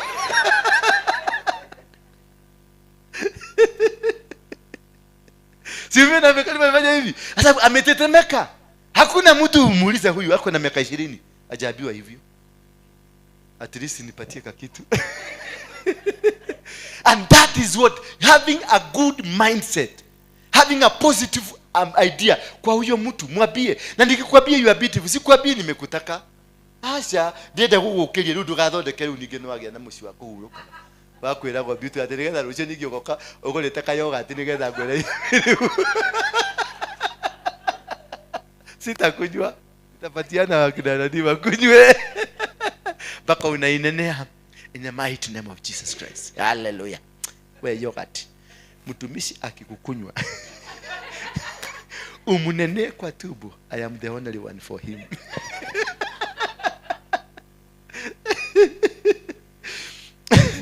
Hallelujah. Number 6, having outdated skills. Having what? Outdated skills. That is why you see companies wanapelekanga watu wao for team building. Wanarudishwa shule kusoma because skills zinaenda zikibadilika. Hata mke wako, hata kama mimi sina lakini niko na experience ya kuweza kukuadvise. Peleka mke wako akaswim na uende mnunue costume mpya kwa sababu zimebadilika. Si ile kenyasa ya jini mlikuwa mnaenda nayo kuswim, siku hizi zingine zinashika tight. Na usimpeleke karibu na kwa mama yenu. Mama yenu atakwambia ni mama na yule kwa wahikiria. Mpeleke Mombasa, kule kila mtu amevaa hivyo. Bwana Yesu asifiwe sana. Mpeleke Bali, Mombasa. Avae hiyo imeshika lakini si ile tena imekamata huko. Mlete ifike hapa kwa mguu. kunayo mzuri imefika hapa kwa mguu mzuri nimetaiti vizuri, usivae kale tu kana shika huko na hapa, kale kamefugiwa hapa. Hiyo ni mbaya. Hiyo ni mbaya kwa sababu utaenda na watoto, sasa watoto wataanza kuona sinema ingine si mzuri. Bwana Yesu, mpeleke out. Mufudidie kule na geshiko na homa na kahio. Na sauna na massage. Aigize bali kuna joto. Wangapi wanajua sauna na steam bath? Unaigizwa mahali, unajua steam bath unaigizwa mahali. Usifikirie ni kukufa utakufa. Lakini ataanza kuimagine ile kwa ndeko. Nitakufa nitaedi hapa ndani. Ukinakochoraga. Hapana, ukiwekwa kwa hiyo kimutungi kinakuchoma. Hii jaso migi inatoka, uchafu inatoka, ukitoka huko unasikia kila nyama imeachana vizuri. Mama kienda nyumbani unaona anasumairu tu. Hata ile chapati alikuwa anapika inashura, unakuta ameanza kutengeneza chapati mzuri. Ukiingia huko na kuita hani, ni ukinyile baba. Dad, ukwenda kule agatoi. Lakini ukiweka mama yako amekaa na bibi yako amekaa amenuna, ukiingia kwa nyumba unakutoka kimama kimenuna. Unajua kinafaaga aje? Unajua mama anafaaga aje? Anatoka ile stocking ile mnafaaga anaifuka kwa kichwa. Bwana Yesu asifiwe sana. Na batu anavaa t-shirt kile kimeandikwa Raila na hapa mbele kimeandikwa Sengenge ni ng'ombe. Kana kama because haoni haja yako na anavugua mlango na kutoka na akienda. Na anaenda analala. Unamkuta anatandika mama, kuna mama wanatandika nini kitanda na mguu, anarusha hiyo na hiyo, anarusha hiyo. Hiyo inakaa vizuri, analala. The next 10 minutes kwa sababu ni outdated skill, hata kulala hajui.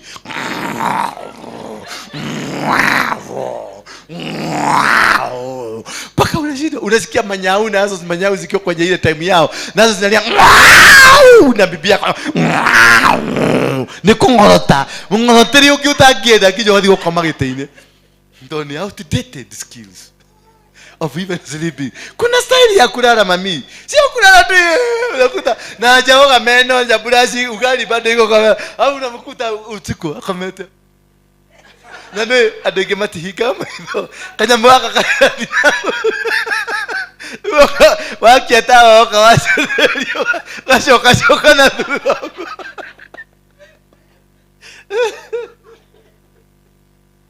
because of this what outdated skills. You have to upgrade. Tell your neighbor upgrade.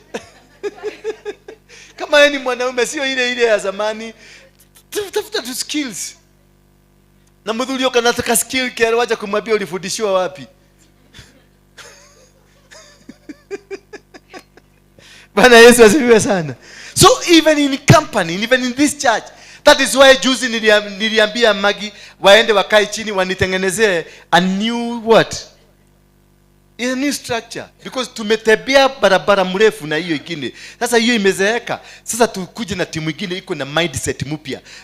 A cooperative mindset. Because church is no longer the churches that you used to know. Church is a corporate body. Itaraniwa kama Safaricom. Because we must produce money. We must be rich. The church must be rich. Ujika kusemaka tunaenda biguni. Unadi iguru kotali na besha. When fukara mudheni nani atakukubali uko biguni? Hapa huku kaa mzuri, nani atakukubali? Nobody. Tugetekele aduradi we mudheni wako yuapua, hakuna mahali unaenda kule uko juu. Teko iheniene kale bokara mudheni wa Ngai aturagio Ngai niyo shitika iwako. Nidi mudheni wa Ngai. Dile ena digatuika mudheni wa Ngai ni degetoka kia Ngai. My father is the owner of gold and silver. My father is rich. So I must be like him. Mudheni wa Ngai aturagio Ngai. Mudoshi alakuire ni akuire kana ria mwe. Adiana muithikiri. Ni rwimbo rudingirwe ndo nage hewe gine gatiriri. Ndawire dikaria thigino yene. Ne.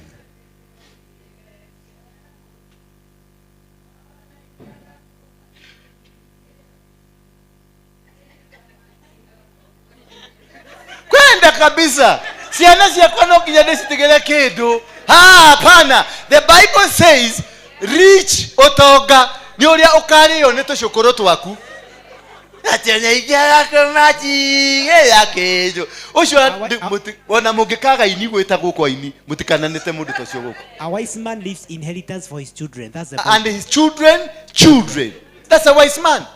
That's the Bible. Tafuta pesa ate Daudi katolia gadigino ciao. You have to eat somebody's digino. Yes. Woka wanya deka gwakure tidigino yaku ndiraria. Ala tulia gadigino ciado.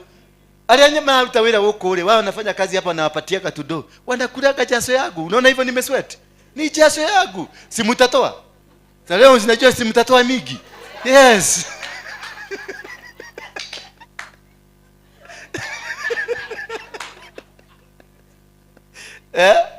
Bwana ziviwe. Hallelujah. Wakati mko sawa? Mpaka hapa tuko sawa? Yes. So abia mtu wacha negative mindset. And they have new skills. I hope the team ile mtaenda mnatengeneza hiyo structure. Tengeneza kitu abayo wajiga watatoroka wote. There is no room hapa ya mtu kupiga mtu kwa hii nyumba, ya mtu kujiona ati anatumika kwa hii nyumba, ya mtu kuonekana kujiona yeye ndio msuri kwa hii nyumba. Wacha nikwambie, mimi ni komada. Sema komada. I'm not your pastor. Hapana. I'm rich. I didn't come here for your money. I'm rich. Yes. I'm what? And I want you to be like me. And even better than me. Nataka tukiingia ndege hapa nikienda kununua suti yangu ya kuvaa moja taki. Suti moja ya kuvaa taki. Nigo ndirenda kuhaicaga ndege. Ngari hangiri magana meri ndikagura suti ya ngirigana rimwe. Yes. Tiatini tukage haha tutigihoya na ginya mai ma kunywa ni thina. No, I don't want that nonsense here. No. Hapana. Lete akili. Ile viti ni mimi nimetengeneza. Unaona zile viti? Ni mimi ni hii unaona hapa. Ni mimi nimetengeneza. Hii kiti ni 2.5 million cash money. Utali na shotie. No negotiation. Kwenda kabisa. Na itanunuliwa. Jana nimeuza moja 3.1 million. Pale nani? Pale inaitwaje? Two rivers. 3.1 kama ile. Lakini ni ya white, leather ya white. Yes. See me nicely. Yes. Jaria muthe no ngoreraji. Wewe haha umeti urutaga tofe bitatu aku haha. No, refuse. Serve your God with passion. Serve your God nicely. Ira Ngai ni ndarega kuhothaga 50. Ni ndarega kuhothaga 1000. Ndirenda kuigagira kabasha gakinyagiria yani kibeti giakwa gakinyagiria ngari nigetha kihote gwikuja ni uria kibangitwo noti. Dadi haja nikipata hapa nje napata watu nampatia shika ile 3000 mwende mkakunywe. That is now when you feel you belong to this world. Kugia pesa tigotoka. Kugia pesa tigotoka. Desire to drive the latest car mami. Nono makuhinyirie ginya uraje thiria no kuhiane kiogo.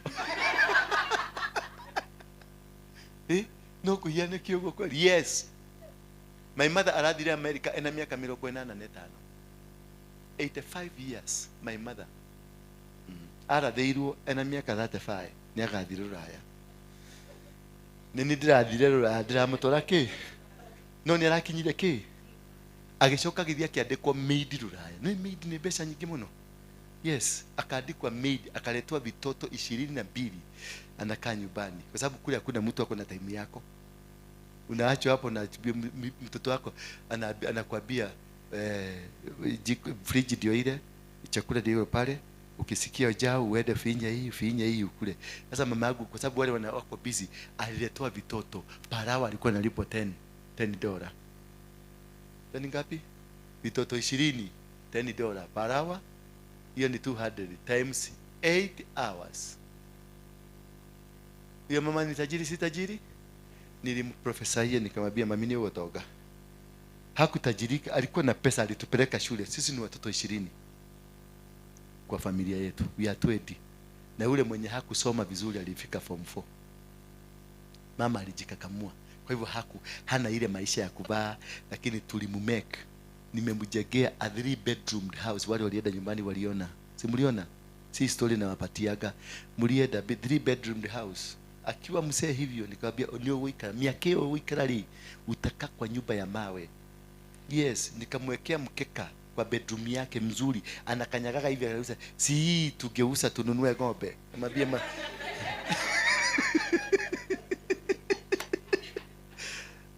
kama si mama yangu ningemwambia acha ujinga. Nikamwambia kaa na vizuri na ukunywe vizuri. Yes, that is the fruit. Matunda yako ndio hii sasa kukula. Kaa mzuri, enjoy. Na nikamletea digital, nikampelekea hiyo kitu ya kutengeneza matunda. Ilichukua mwezi 3 kumfundisha kuhakisha. Sasa unaona naruka. Kake dini ya ziara. Unamfundisha mpaka akajua kuweka, anatengeneza tu matunda asubuhi, na mwambia unatengeneza venye kutengeneza smoothie, anakunywa asubuhi. Ako na miaka 105 na anatengeneza ka smoothie. Uzuri anakula. Bwana Yesu asifiwe. Nimemtoa ujika ile ya kwao, nimemweka digital. Sasa mama yangu ni digital, ako na simu ya touch, anakanyakanya. Nilimtoa kutoka analog nikamweka digital, na ako sawa, ni akenaga. Kama yate tahinya kanyamnona kanyamukahiana kahiana tareka video tahinya kahinya ndakuona kawoka da kego kuhura bishori nyumba kwaku ni kama yapigia brother yako mtoto yako kwa America anafinya wamuhurira ali uhinya kau hinya naona karume kayo thakatia neke thudo hau motwaine mama amekuwa nini digital, umeondoa outdated skills. Kanisa hii msikuwe na hizo outdated skills, ukuwe watu ma digital. Class sasa, class ya kutembelea huko ndio tutengeneze pesa, tukue na pesa mingi, tutajirike. Magari hapa nataka ma Volvo, Mercedes, manini, ma Prado, ma VX, ma Range Rover hapa zinashindana. Mpaka sasa tu mark Range Rovers only, BMWs only, Subarus only. Hapana Subaru. Watu wa Subaru yes, zote itu gari tudogo hapana. I want you to be rich. I prophesy to you. I prophesy to you. I prophesy to you. Mtaendesha magari, lakini ni ile mmenunua na pesa yenu, sio kutoka biguni.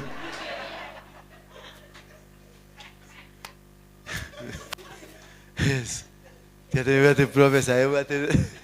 Hapana, ni ununue gari, ufanye kazi, ununue gari na kuombea mikono yako ibarikiwe. Chochote utakachogusa na mikono yako ibarikiwe. Mahali utaenda, God to lead you, to go to control your path. Mahali pamoja utakanyaga, baraka zikufuate nyuma. Ukienda ubarikiwe na ukirudi ubarikiwe. Ukainuliwe katika misingi yako yote, ukainuliwe katika njia zako zote, kibali kiweze kukufuata. Mahali popote utaenda upatane na watu ambao wamebeba mizigo yako wakupatie. Ukapatane na watu walio na pesa zako wakupatie. Ukapatane na watu walio na favor yako wakupatie. In every move you make, let God commands every move you do. In Jesus' name. Number 7. Lack of growth or opportunities in company, family, or in ministry. Lack of growth or creativity of opportunities. If you don't have creation, kama sasa sisi tuko na kampuni inaitwa Interior Designs ya Synagogue Interior Design, ndio imetengeneza hapa. We never go, we have to kwenda kuhaya mtu, we have them here. The one ni yule pale, ina mkono wako juu kuone, simama sasa. Na hivi hawa ni matajiri bwana, wanatafuta, walikuwa wananiuliza nani alitengeneza hapa. Sasa unaona simama juu na unasema uliniona ni mimi, na unakaa tu mpaka unatetemeka kidogo kama mkamba kimba. Yes, this is one of them who have done tremendous good. Kuna mwingine kabuju kamutu kangu kabangi na heroin. You see, the guy is ever smiling. Ndio amechoka hii kiti, this city hapa ndio amechoka, umeona? That's why the boy is ever smiling. Hiyo kwa hiyo 3.5 tulipata yake iko hapo. Yeye atapata 500. Na ya na sura na tu dupikisha kwa tafarafara.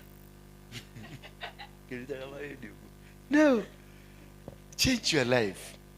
Have a mindset that is creativity, is full of creativity. Create positions, create ideas.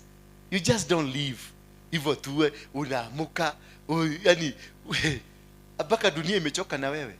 Tondu we no gukira ugatidio guku gutidio kigucia riera ria guku ndurariha withukagia ya ringi.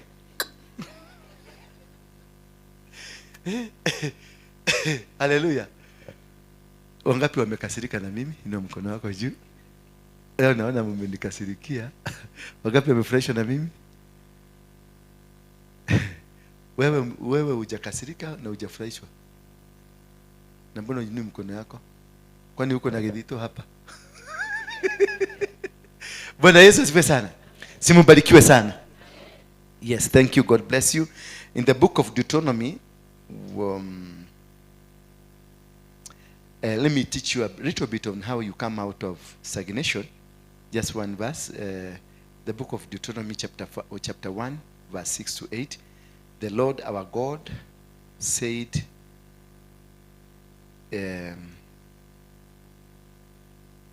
said to Herob, you have stayed long enough at this mountain. Turn and take your journey and go to the hill country of the Amorite and to all their neighbors in the Araba, in the hill country, and nisome hii nimeandika batawadhanio. Deuteronomy 1 verse 6 to 8.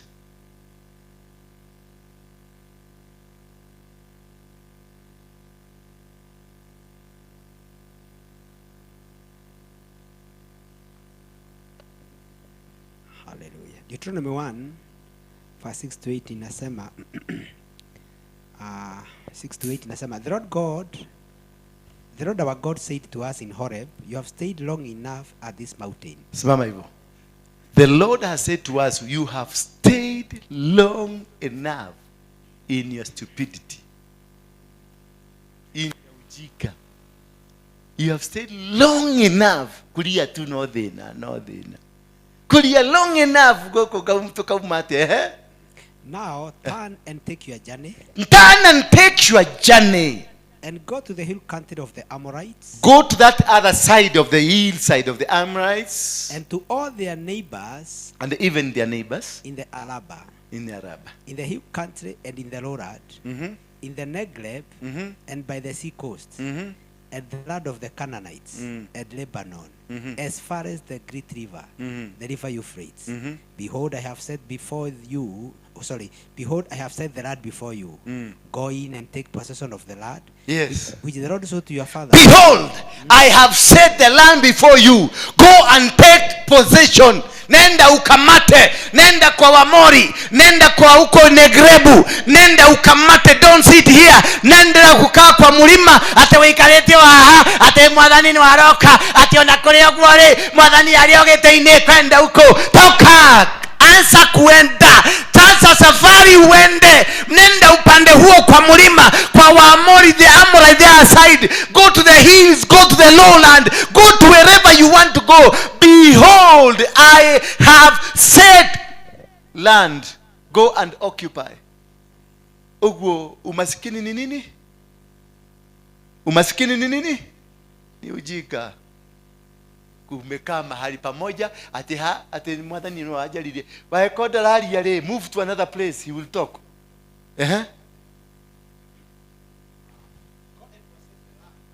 Go and possess the land which God He swore to your fathers, there is a land kweno toga, kuna utajiri mahali ambao Mungu aliapa na mababu zako, na iko inakugoja. Nobody was born poor, nobody was born without, nobody was born kama hana chochote. We were all born with them. Our great grandfathers are rich. Kuna inheritance walipatiwa, kuna utajiri walipatiwa. Hiyo ndio Mungu anakuambia, umekaa kwenye mlima hii for too long, umekaa ukingoja for too long, you are in this business for too long, you are in this ministry for too long, you are in this marriage for too long. Just make a move, nenda the other side. Your blessing is waiting you on the other side. Kana mweterere manyuru ugiaciarwo. Okay, the land that I sold to your fathers, to Abraham, to Isaac, and to Jacob, to give them. That alone, simamia hapo. That alone shows you are not alone. You are not alone. Your great grandfathers were spoken to, na waliachiwa, is only they are dead ndio hawakukuonyesha, but there is a promise, a covenant between them and your God, that is they were given. Kwa hivyo kila kitu yako iko. Duagiro ne okoroge di maguru tanyamu yathi. You are supposed to be owning something. You are supposed to own not a plot but a piece of land. Not a small business but a supermarket. Not a small adventure but big things are for you. Bwana Yesu asifiwe sana. You got everything, and it was given to you through your grandfather. It was given to you through your people that were existed. This promise they are being told, ilipakuwa imepatiwa Abraham, Isaac na Jacob. Wao ndio walikuwa wamepatiwa, meaning these people are already rich. Before you were born, you already existing rich. Before you came to this world, you already existed as a rich person, not a poor person. And to give them to their descendants after them. Yes. It is meant to be given to the descendants. Who is the descendant? It is you. Nikiroka utolirira thina goko. Takuchapa kofi wewe. Utigete indo ciaku cikirio ni njaru na ikamba na ugita goko. Ure nyima thina ri. No na kori oguo ri. Jehova ri gofio boriko. My Jehovah cannot sit down. Ekarire gete ngitharira. Icio ti Jehova. Jehova ni umire gete-ini kiu na ni athire. Ni athire. Tuna imagine ciana ciaku ugicitwara riri. Unapeleka watoto wako kwa kitanda bila chakula. Wameenda kulala. Wewe muzazi uciarite ciana ciaku wacitwara riri cigakome itari ona kindu cingiria ona mai matinanywa. Ucoke uge Jehova ri ogete-ini. Kohoyaga Jehova ri kucio. Utari na tha na ciana ciaku. Hakuna Jehova. Ugangoma ri ogete-ini. Ucio ni utari tha. No. Nuni manyitwo na turia twaku tugithi kurarira uturore uguo tugithi kurarira. Na imuhoi Ngai. Na ciana cia Israeli ona ciakite mihianano cikainamirira ng'ombe na nyoka na ndui. Ngai no amaheaga mana. Kamaku mathire ku. Maku mathire ku. Acio mainamagirira ng'ombe matiinamagirira Ngai, matiatamburite Ngai. Tiga wewe urauga Jehova ri ogete-ini. Acio matiamutamburite. Mainamagirira nyoka na ng'ombe na ngui na nyau. Na bado Ngai ucio kamaikurukiria mana makaria. No igwete kundu nguo ciao ciatarukire. Ciaku citarukite niki ati Jehova ri ogete-ini uriku. Ona ria mahoyaga ngoma matangigite kinya ributeo. Hallelujah. Hau hatire Jehova ogete-ini. Go seek God. Go to the drawing board and seek God and know where you lost the game, and God will bless you. Bwana Yesu asifiwe sana. Hallelujah. Hallelujah. Mutanikasirikia tu mimi sije kuna pale mtanipeleka. In the book of Joel 2 verse 25 and to 27, I will restore to you the years that the swarming locust has eaten. Meta sitakwatia canker worms. If tadoma how I will restore to you. Today there is restoration that has come to you. Today God is restoring somebody. Today somebody is being restored. I did not hear you. I did not hear you say amen. That today Today kuna restoration, kuna mambo yanaregeshwa. Yule mume wako alipotea anaregeshwa, yule mke wako alipotea anaregeshwa, biashara na karia yako inaregeshwa in the mighty name of Jesus Christ. Joel,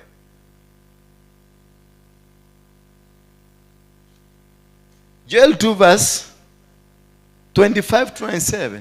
Somebody else mwenye amefungua?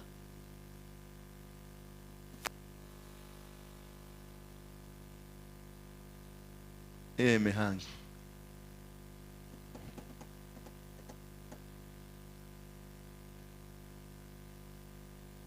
And I will restore the ears that the locust has eaten, the cacom and the caterpillar and the palmerworm, my great army which I sent among you. So the cankerworms, the pampa, the cacaworm, the caterpillar, the palmerworm, and the palmerworm. They are the cankerworm, the palmerworm, and the caterpillars are the great army of the Lord. Yes. That's what I wanted you to hear. That they are not just only there. The great army of the Lord. Nami nitawatumia hiyo miaka iliyoliwa na nzige na papale na madumandu na tununu, jeshi langu kubwa nililotuma kati yenu. Yes. Jeshi langu, hebu rudia hapo. Ya Kiswahili nimesikia kitu gani Kiswahili. Inasema nami nitarudia miaka hiyo iliyoliwa na nzige na palale na mandumandu na tunundu. Jeshi langu kubwa nililotuma kati yenu. Mandumandu na papalandu na tunundu. Tunutu. Ni jeshi ya nani? Ya Mungu. Ni jeshi ya nani mami? Ya Mungu. Hizo makanka worms. Negai. Nekiwalio geteine. Hallelujah. The challenge muko nazo ni jeshi ya nani? Ni jeshi ya Mungu. Lakini sasa amewahurumia. Anaenda kukomandi jeshi liondoke, maana limekula vizuri, wamekuvinya vizuri mpaka wamekuja kutafuta dola. Kwa sababu ya hiyo tu kuamini dola, kanka wa mzimi yodolewa. Haleluya. Bwana Yesu asifiwe sana. Tuangalie kitabu cha Timotheo 2, 2 Timothy verse 3 tumalizia hapo. Hallelujah. The cankerworms have gone. Na tunundu, na tupundu na tumandu na tumandu. Kwa pitoni uko nimekuona.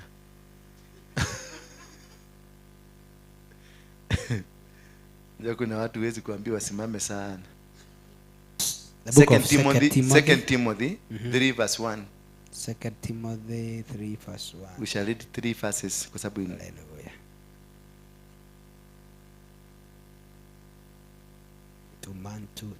Tumutu. But understand this, that in the last days, Amen, there will come times of difficulty. People will be lovers of selfness, lovers of money, people who are proud, arrogant, unholy, abusive. Those are the days we are in. People who are abusive, arrogant, watu wanajipenda, watu wanaona wao ndio wako na akili, wengine hamuna akili. You see, we are in that world. Heartless. Yes, people who are heartless, slanderers, without self-control, brutal, not loving God. You see? Treacherous, reckless, soaring with the conceit, lovers of pleasure rather than Thank lovers of God. Thank you. May God bless you. Mnaweza kusimama na mshike sadaka mzuri. Sadaka na usikuje usiniletee pesa umekuja hapa. Noti kwa clean na mrefu hivi. Ndio tumalize hizo kanka worms. Si mnasikia leo zinaenda? Makanka worms.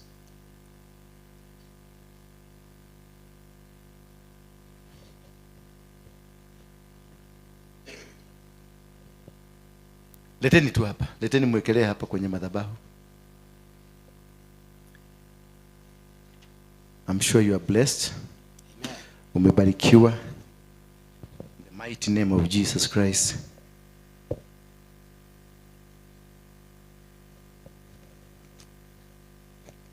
nimesema makanga wa msiende.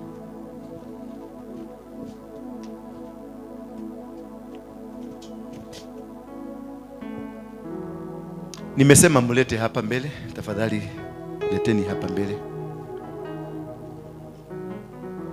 Yes.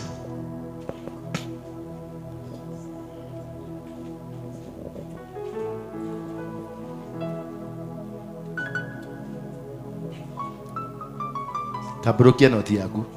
Kama uwezi kutaburisha enda nayo. Nitaita ya mganga.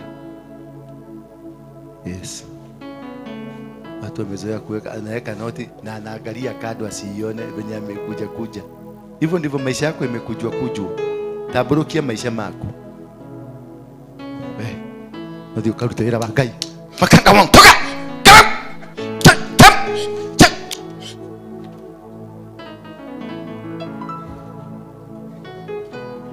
Yes sir. Yes sir. What's your name? Pastor Jeroge. Sawa.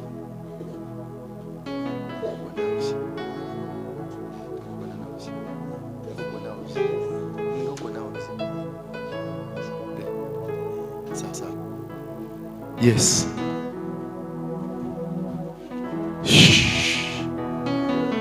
God speak to you now. Stand up.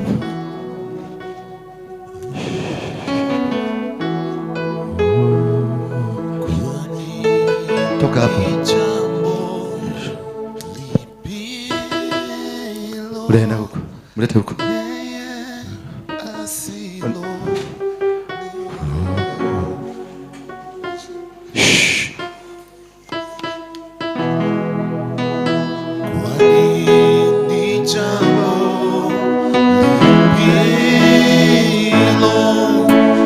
Punguze sauti. Reduce pale sauti. Ndio tusisumbue watu wako kwa maofisi.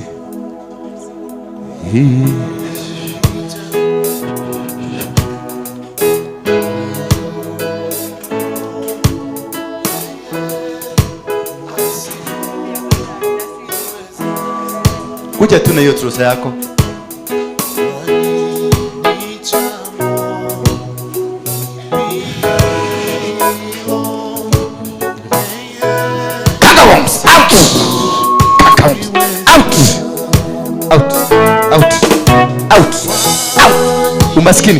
Umaskini out. Come on. Out. Hama. Beba mizigo yako. Umaskini wa shosho. Umaskini kutoka kwa kuka. Out. Come closer.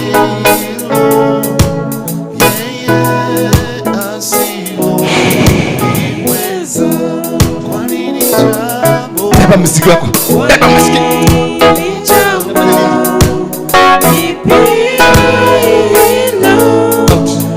Out.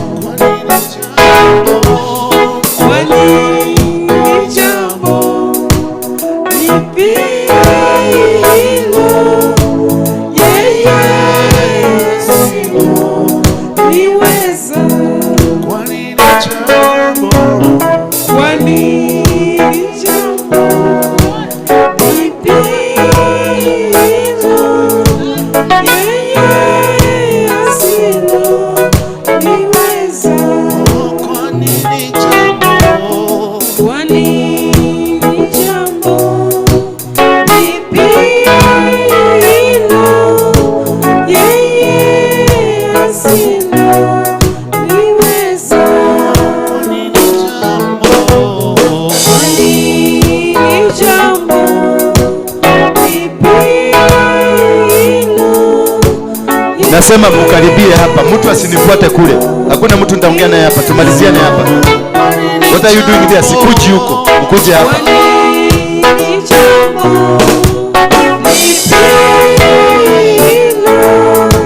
Yeah.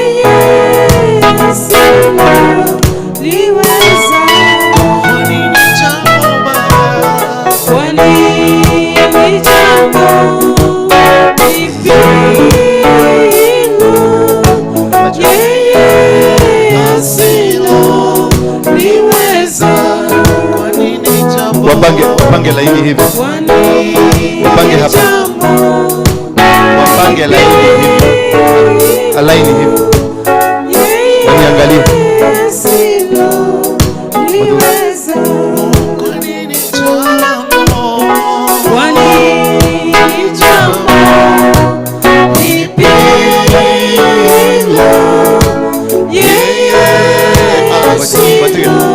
Pangeni laini hapa, sitakuja huko. Sikuja.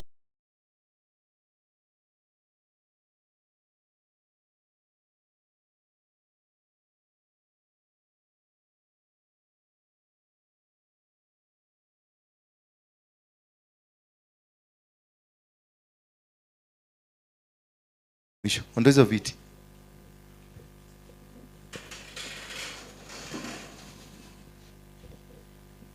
Line ni moja straight line. Saidia wewe baba, ni nini tena? Tena umeingia kwa hii club.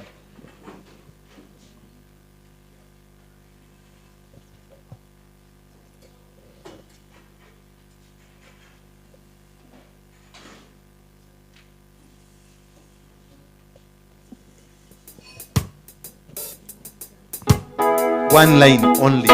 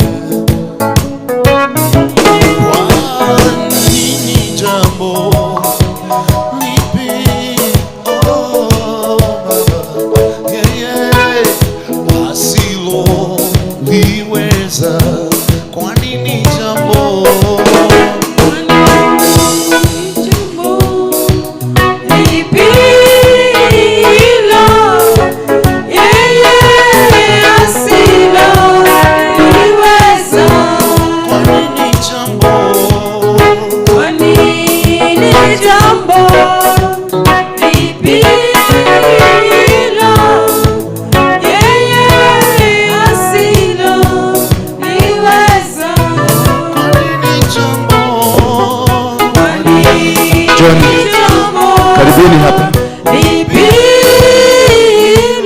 Karibuni tu hapa kidogo. Njoni kwenye madhabahu kabisa.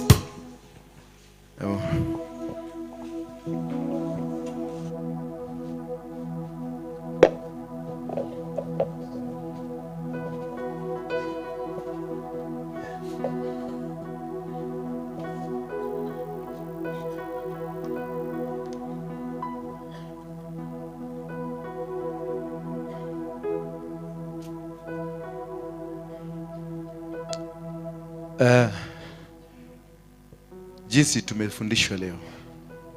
Tumefundishwa kuhusu the causes of stagnation in your life.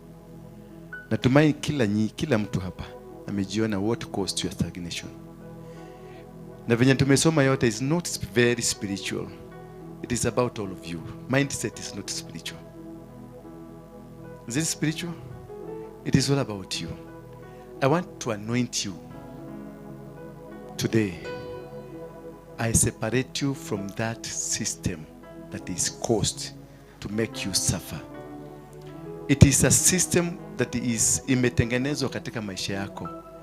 In whatever step unajaribu kufanya, there is something that happens in your life that causes you not to move forward. And from today, it has come to an end. From today, Sema, it has come to an end. From today, it has come to an end. Because I will change my mindset. I will change the way I look at things. I will not hurt people. I will not be a stubborn. I will not be a mediocre. I want to be myself. Amen. So, simama hapa. Wataenda hivi. Nasema, toa hiyo viatu zako. Unaweka viatu ilikuwa ni wewe Kisugu. Sasa nikikupaka mafuta, that's your way out. Tumeambiwa tuende south, tuende Amorite, muotoke where you, this mountain you are seated forever. Did the Bible tell us that? Tuondoke where you have always thought this is where God is. We get a new dimension of seeing things. We move to those places because those places are not there just lying for idly. These places ziko pale, they are lying waiting for you because it was a covenant between you and your father and your grandfather and your shosho. It is a covenant between God and them. Abraham had a covenant with God. And in this covenant, his children and children and all the generation behind him, they were to benefit of that land. But you are seated on the other side of the mountain waiting for God. No, God will never come to that mountain. He is telling you now, rise and move to the direction of your blessings. May God bless you. Move. Move. Move. I want to see you. Move. Itakuwa sawa kabisa. Just want to do very fast. Move. Move. Move. Move. Make a prophetic move. Make a prophetic move. Make a prophetic move. Move. Make a prophetic move.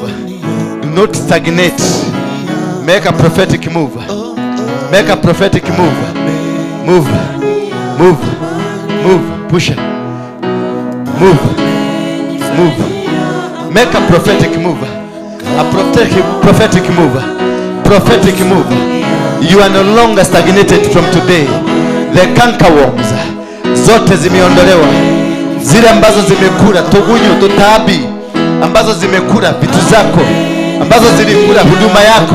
Move. Move. Move. Move. Receive. Move. Move. Move. Move. Whatever has eaten your products, whatever ambayo imekula vitu zako, iondoke. The mighty name of Jesus Christ. Iondoke.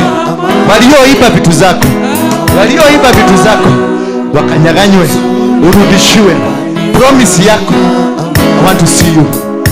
Promise ambayo Mungu aliahidi mababu zako lazima ikuje. In the mighty name of Jesus Christ.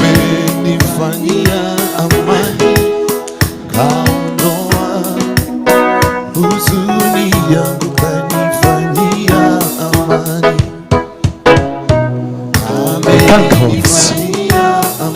The cankerworms. The cankerworms. The cankerworms. Out. The cankerworms. The cankerworms. The cankerworms. The cankerworms. The cankerworms. The cankerworms. Mali zako nyingi zimekuliwa. Mali zako nyingi zimekuliwa. Nyingi waliziba. May God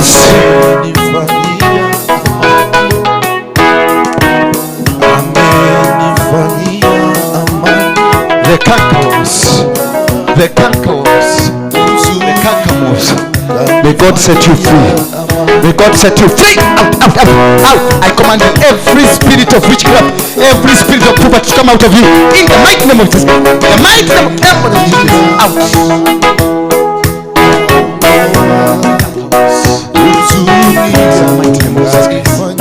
Thank you. Thank you. Stop a bit. On Friday, this Friday, I said I'll be doing what? Anointing what? I will be anointing. Anointing for what? Anointing? Connecting with the altar. That is Sunday. Hiyo ni Swahilimo. Ni Swahilimo. You are here.